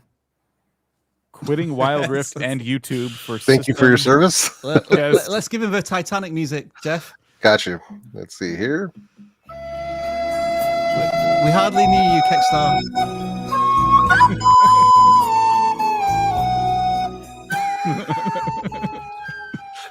Anyway. Where were we? Ignoring that video, they did come back 15 hours ago. It was they're out of retirement. Left for 7 hours. Yeah. So welcome back to YouTube. Okay, so first things first, they're on the road to 1K, so so congrats on that. They're already at 829, so they're making moves. 387 videos, so they're obviously consistently uploading content, which is great. So, but here's my thing. I don't know what game they're playing. Is this League? Is it? Wild you tell me. Rift. Wild Rift. Oh, so it's Okay. probably a game like League. It's on mobile, it looks like. Gotcha. All right. Gotcha. Okay, cool. Yeah, I would say it's probably popular enough, right? We could just look at like I don't see why Wild Rift and just see what comes up. Just because I'm ignorant of this game doesn't mean that everyone else is. It's just one of those things where I didn't know what it was because I didn't get the value prop in the banner or anything like that. So pro player of what? You know what I mean? Right. I'm trying to see if there's any like big standout videos here just under the term Wild Rift. You know what's a little concern is the large channels there with not that many views. Yeah. There's some channels with like 1 million subscribers and like 10, 20,000 views on one of these videos. Okay. So I guess they're trying to generate interest in this because content is being recycled. Yeah. Like, all of this stuff is in within the last week, which is good. It's a trending fresh game as of now. Hey, look, he's live right They're now. live right Hang on. now. Oh, whoa, Uh-oh, wow. The plot whoa. thickens. The plot thickens. Token, whatever it's called, is your ancient coin. This is only useful on your Right. So we need to message him and say, we tried to audit your channel, but you said you quit YouTube and now you're live streaming. Hold up. Yeah. We need to we get sassy when this happens. Like, don't submit your channel and then disappear off and do a live stream at the same time. Hey, yo. It is insulting to us, even though, let's be fair, we were quite insulting to you at the beginning of this channel audit by thinking you quit. Like you definitely haven't quit because you're live streaming right now. Oh, this grinds my gears. Really does. He's leaving a comment. Get him, man. Are we now raiding his live stream to say that he's been audited? At which point he'll go into the live stream and we'll have moved on. Yep. Oh, all right. Anyway, we'll move on to the next. Anyway, that is the best channel audit we've done of 2024 so far. Easily the best. All right, we have your super chats right here. Yeah, Jeff. Hey, listen. We don't have a lot of rules around here, but that is one of them. Don't be live when we're live. How dare you? Did we give any advice to that channel at all? I don't think we said anything about that channel. I don't think we did. Here, hold on. Okay, CLAAAW, so you picked a channel, but unfortunately they were live while we were doing the live stream, which is your fault. Can you please just give them some general YouTube advice? Because we forgot to give them advice. We got really upset. Oh, you could have asked them to pick a number as well, Dan. Now you're going to have to ask them another question. Well, no, we're doing super chats. This is just detour. Sorry. Yeah, Okay. super chats. All right. What's up, baby? The audacity, Dan. It's CLAAAW, not Claude. If I were a claw in an air hockey table, I wouldn't be dealing with this. But all right, tell them this. Consistency is key, and uniqueness is valuable. The YouTube world is saturated. Stand out or drown in the sea of sameness. May Neil Mohan have mercy on them. Thank you, CLAAAW. Have you programmed it to say consistency is key? No, I did not tell it to do that. No, but it did hit a good point though of saying that the YouTube is saturated, and what it's saturated with is crappy content. So you do want to take stuff a step further than your peers and stand out from the crowd. This goes for everyone. Take your content one step further, because if it's too easy to make, that means everybody else can make it. So you got to take it a couple steps further to really stand out. Doesn't matter the niche. Even AI Claude knows that. I thought a copyright that phrase, consistency is key. It might have gotten us in trouble. Intellectual property theft. When you feel like your growth is stuck, is it a good idea to do a collaboration video with another small but growing channel? Not for the sake of growth. Yeah. You should be wanting to do that because you are like becoming like friends with that channel, and there's like a good symbiosis between the content you make and they make. But I wouldn't go into it for growth. They should be your niche neighbors though. If you're gonna do a collab, this is a mistake I see a lot of newer channels making, is that they'll collab with channels based on subscriber size, not based on content type. So each other's viewing audiences don't give a crap about the other channel at all. Yeah. So if you're going to collab with another channel, make sure that you guys are in the same niche at least, so you can have a shared audience. You can have cross-pollination of your viewerships because you're both talking about the topics that they are into. So if you're Jeep Psychology, I don't want you doing a collab with a food channel. It makes no sense. Right. I'll jump on this for a second and say, last night I was watching a live stream, two creators, Point Crow and Small Ant, and they were playing a game called Infinite Craft. I don't know if you've seen this, but like this is a new thing everyone's playing where you try to make words from other words, and it's really wild. Like I'm just going to encourage you to look it up. But that game is something you could play by yourself, but what they did is something they couldn't do by themselves. They had a board where they were trying to be the first to get all the different word combinations on this board. So they're like speed running this game. And because they were in a call together and kind of calling back to each other, like, hey, I just found, Big Bang Theory or whatever, like that was on their bingo card. That means like they've turned this into a competition. It's content they could not have made solo. So if you're a Jeep channel, what kind of content can you make with this other Jeep creator that you couldn't do by yourself? For example, I imagine it's really difficult for you to capture footage of you driving your Jeep with someone like filming alongside you. But if you're doing a collab with somebody, suddenly you have this opportunity to make really unique, dynamic content. So that could just be one area to like think about. Like, if I'm going to collab with someone, what's in it for me and them? Like, what could we achieve together that we couldn't do alone? Yes. Perfect. I'm not going to read that name, but thank you for the super chat. What is the best way for small channels to raise awareness for worthy causes? Live streams, I would say, maybe. Yeah. Live stream would be a good way. Raise awareness for worthy causes. This would be a good instance if you wanted to spend money on promotion. This would be one of those instances where, because it's going for a worthy cause, you're linking people to a charity, a fundraiser, a GoFundMe, whatever it might be. Then that might be a good instance for something like that, because when you're a smaller channel, you don't have as much organic reach. So but that's one way to do it. You know, you can even create it as an ad spot within your videos, where every video that you put out, you can for 30 seconds say, hey, listen, this video is brought to you by me, but I want to raise awareness for this cause. You talk about it for a few seconds and then you move on. You leave links in the description. You can do things like that at your level. But that's how I would do it. I mean, that's how I did it for myself. The way that I sell merch on my channel, I don't make any profits on the merch that I sell on my personal channel. It's all going towards the Alameda County Community Food Bank. So I've included ad spots through a lot of my videos, through a lot of my live streams that are directed directly at that. And that's one way you can do it. Even though I don't have the smallest channel, I also don't have the biggest channel.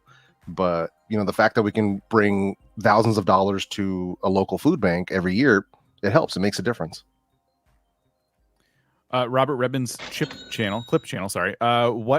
Thanks for what you do. Oh, thank you. Appreciate you. Nick Hine. Wouldn't it be great if community posts were also somehow monetizable by ad revenue? They kind of are. A little bit. If you get a brand deal, you can absolutely let them know, hey, as part of my package, I could give you a community post. Yep. You know? Okay. Up the price a little bit. That is something that happens. Rob wasn't sure about that one. He's like, where's Dan going with this? It wouldn't be ad revenue in YouTube just giving you ads on your community. Yeah, that's what I was thinking. Like, in order to read a community post, an advert would appear on it, and you get AdSense from it. I don't think that'd be great. I think there'd be more ads people are going to just scroll past. They did something annoying on mobile with community posts. I don't know if this was rolled out to everybody, but when I click the read more button now, it opens like a new window overlaying on top of YouTube, whereas before it just expanded the post, which I really liked. Now it's really annoying because it's like an extra swipe I have to do to get rid of it. I hate it. Yep. Renee, fix it. Yeah, Renee. Dizzied says, as a gaming channel, I found success in shorts. Is there a general metric when you should shift to long form videos to grow a more attentive audience? No. Dan, you're being attacked? Yeah, sorry. No, I wouldn't hold yourself to that unless it helps you in your process. But I would say that if you have an idea for a long form video, don't wait. It's two different audiences, in my opinion. Start growing the audience you're wanting to grow. There is the tool to link a short to another video, which might be a long form piece of content, and there is a traffic source for that, so you can see how well you are transitioning your audience from one platform to another. Agreed. Yeah. Dark Side of Lou. Niches. If I want to do two different things on my channel, do I need separate channels with two different names? How different are they? Yeah, that's the real question. Yeah. So, because when you think about two different audiences, right? Two different topics on your channel, and on the same channel, two different topics. Now we have to find a Venn diagram, and you have to target only the people in the middle. Whereas on two separate channels, you can have the whole circles to each of them, and just target those people. So it really just depends on how different. Like if you're doing automotive repair plus teaching people how to bake, yeah, that's a little different. But if you were doing, say, breakfast recipes on the channel and then say pastries or baking, then I think that could work. That could still be on the same channel. So just how different are they to determine that? But normally we would say, yes, general rule of thumb, separate topics, separate channels. We definitely need Dan's Cat AI version 0.1 for next week. Please make it happen. I'm just going to make it say meow, meow, meow, meow, meow, meow, meow.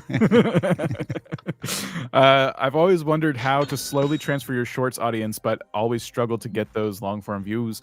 Any tips for the two audiences? Yes, listen, These are two separate audiences. I would use shorts as the way you learn how to make good videos, tell good stories. Because they're so short, even your most high production ones won't be that bad to edit because we're talking about a video that can't be over a minute long anyway.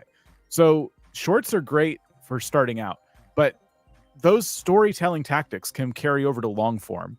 And that's really what's going to get people sticking to those 8-minute videos and watching them through and then getting them more recommended. But there's no cat stuff behind me. There's no way like that we've seen that you can reliably bring people over to this the platform to them. They like their shorts. You're going to get some crossover, just not a lot. Don't depend on the crossover from shorts to longs. Wizard Boy, thank you for the super. Anaholics says, what is commercial more beneficial? Free photo courses on YouTube or general photo tips on YouTube and courses behind a paywall? I would do the latter. I would do the second one if you want to do it, because it sounds like what they're talking about is like monetizing or what's going to be more financially beneficial to the creator.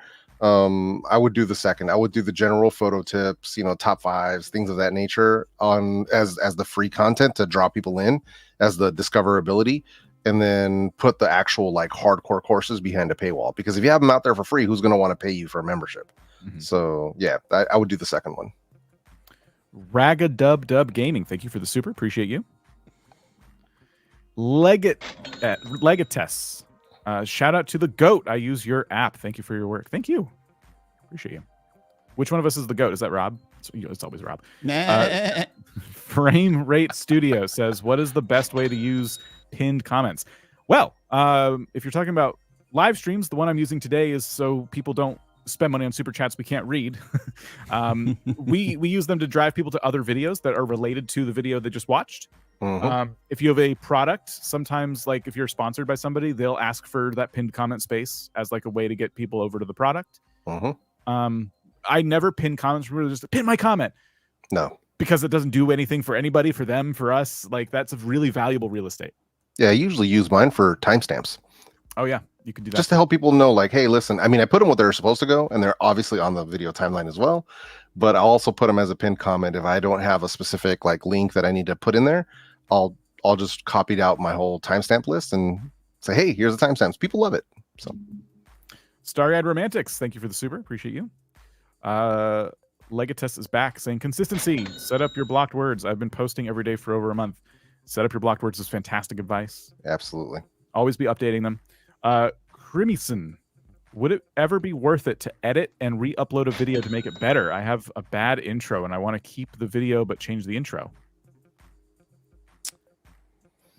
We've had to do that on occasion for like technical errors in videos. So, how long's the video been out? Has it been out for a period of time with not that much of a positive reaction? If not, then it might not just be the intro. It might be the video as a whole. In which case, you maybe want to remake the entire thing in like 3 to 6 months if the content is still relevant. Yeah, that's probably the best answer. Wizard Boy's depends back. Depends how much we're changing, how much we're editing in that. Yeah, I don't know if it's worth it just for a bad intro. It might be a lesson for the future video. Yeah, really. Yeah, it depends on that return on investment. Wizard Boy gave us another super. Thank you. Bearded IT Dad said Jeff is the best coach. Mic drop. Thank you. All bro. our mics are attached to devices, so it's hard to drop. Yeah, we can't really just drop it. Yeah. Can do that. The Discussion Salon says, how do you increase watch time? In the past 28 days, I have 55.1 hours and need tips to increase this watch time. I have also just passed 1,000 subs. Congrats. Watch time is one of the metrics we hold near and dear here at vidIQ. Live stream. You could just live stream. I mean, there are some obvious answers. Make more videos, make longer videos, live streams. Those are all like, I guess, hackable ways to do it. I guess the real answer is make the videos that you currently are making more watchable for longer. So increasing audience view duration through the techniques we suggest, and like, better hooks, storytelling throughout.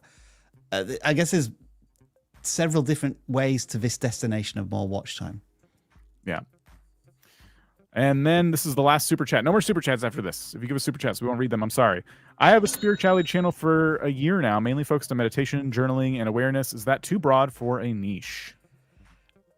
I would say it's highly, highly, highly competitive because it's one of those that's been targeted by AI and it's just been flooded.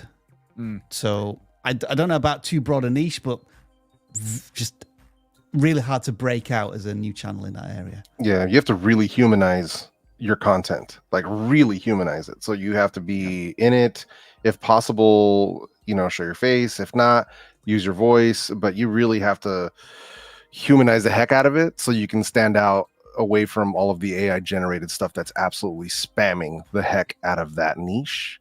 So yeah, lean into your humanity.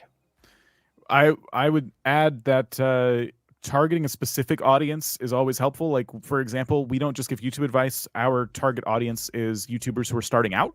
Maybe they haven't started their channels yet, or they've been struggling for a while, or they've been doing it for a while, but they're looking to, you know, bone up on some new info and you know, try and get even better. So just pretending for a second like you're still trying to find that target audience, maybe you can get people into meditating, into journaling. You can discuss the benefits of it. You can discuss how to get started. These are things that from what I've seen, the AI channels aren't doing a very good job of because they just kind of do the surface level stuff. Meditate with this AI music in the background. Like, you know, try to, like Jeff said, put your humanness into it. And, you know, that's really what it is. If you want to stand out from all the AI content we're going to be seeing on YouTube going forward, it is really about building community, being you, being a human, doing the things that AI simply can't do. Dan, you've given me an idea for an anti-meditation channel whereby you just encouraging a person not to meditate and to get more stressed, like so with really annoying noises throughout, and then a voice that occasionally says, "Don't bother meditating; it's a waste of time." Do you want to meditate? Give that a whirl. All right, the claw is back. It's hungry, and it's ready to pick one of your non-gaming channels. Is that so? All right, here we go. Is it? Hold on. Let me make sure it's actually going to play sounds. Okay. Oh, gracious claw. It is time once again to pick a channel.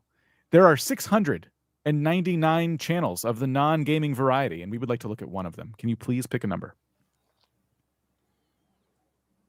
What's up, baby? That's how you gotta talk first. Here we go. Oh, it's mad at me. Was that Claw, generic? Claw, not Law, not Clark, not Claude. Just how hard is it to remember my name, Dan? I miss my days as a claw and a fortune teller machine. For the love of Neil Mohan, let's see. Number 321. Engage with that non-gaming mystery on your own peril. It thinks I'm saying its name wrong.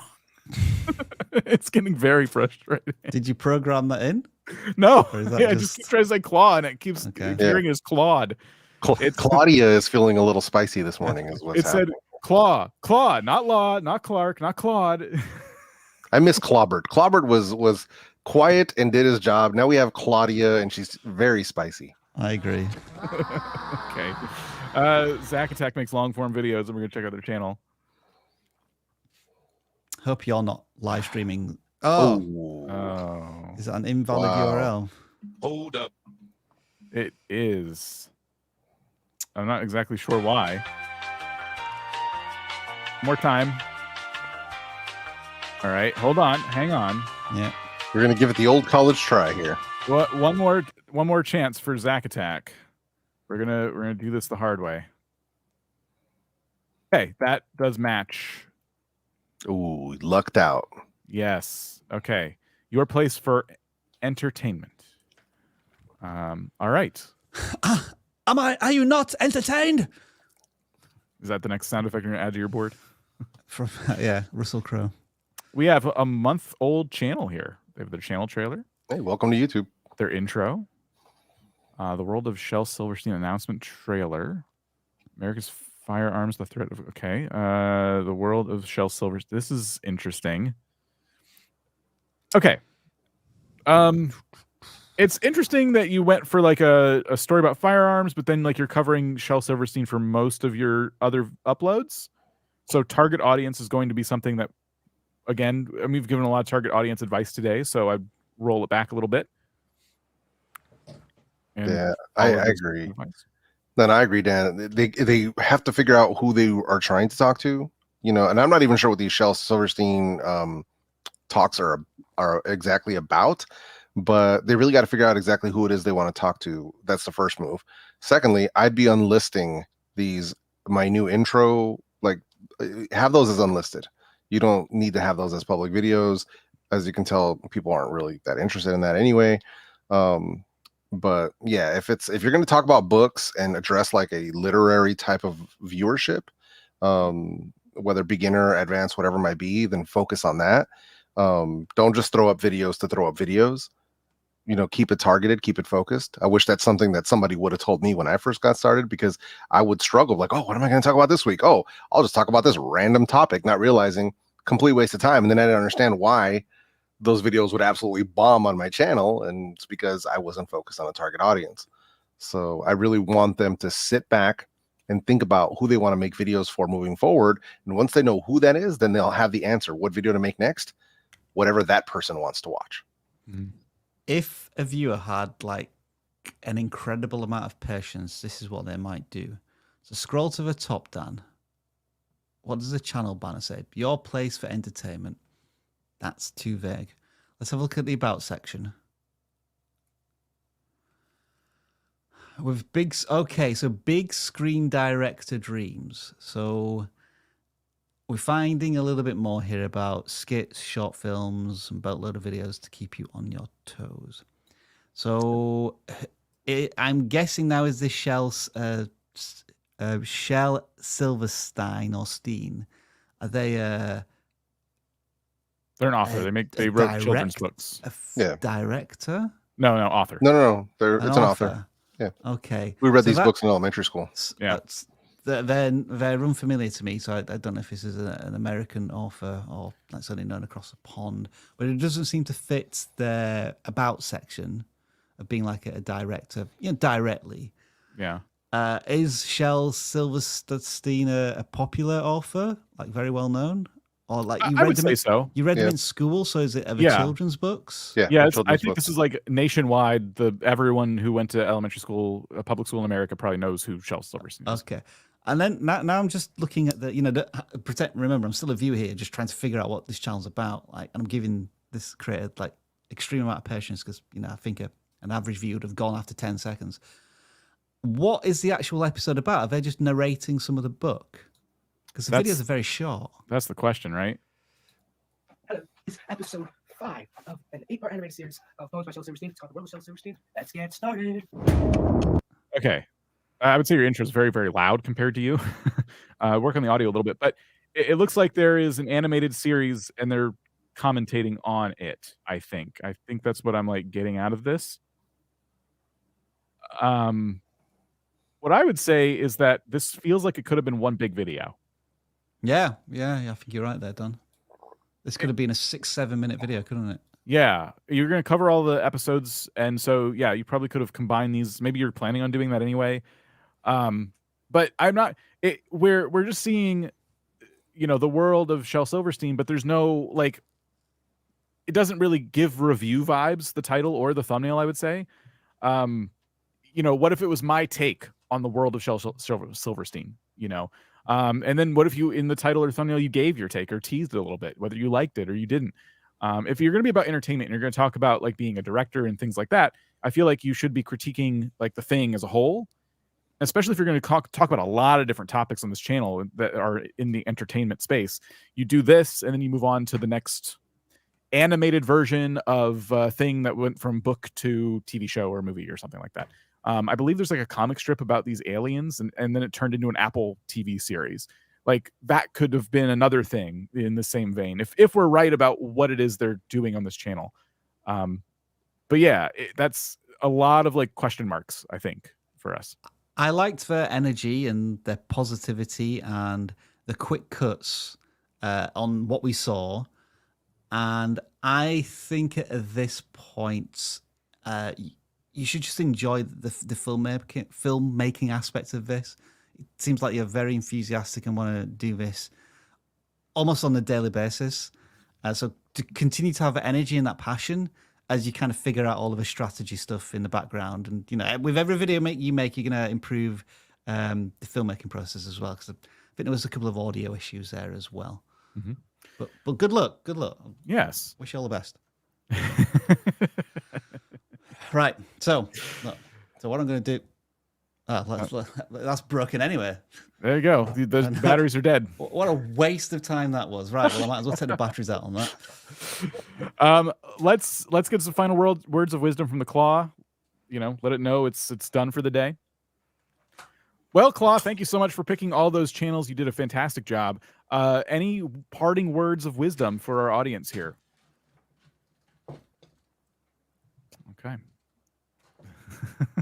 Struggling with the batteries there? This is me plugging in the batteries.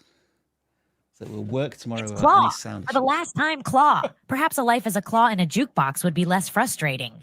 Anyway, my dear misguided audience, remember, YouTube is not for the faint of heart. Forge your own unique path. Stay consistent, and may the ever-watchful Neil Mohan have mercy on you all.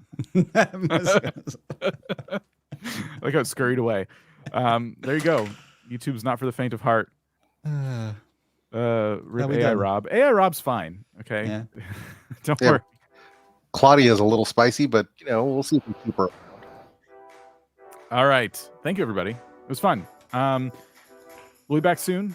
We'll test out some vertical live streams too and get back to you on that as well. But in the meantime, test them out for yourselves. Let us know in our Discord how it goes for you. Hang on. We've got a double music playing here. Dan, is it? I'm not doing anything. Oh, wait. I can hear the music twice. Sorry. Yeah. It should be done now. All right. Okay. Yes. If you're in our Discord, let us know how it goes for you. Bruh. This Neil guy. It's the CEO of YouTube. The ever watchful CEO of YouTube. May he have mercy on your soul or something. Namaste. All right. Thanks, everybody. We're done. I'm looking for the outro, but you can all leave while I find it.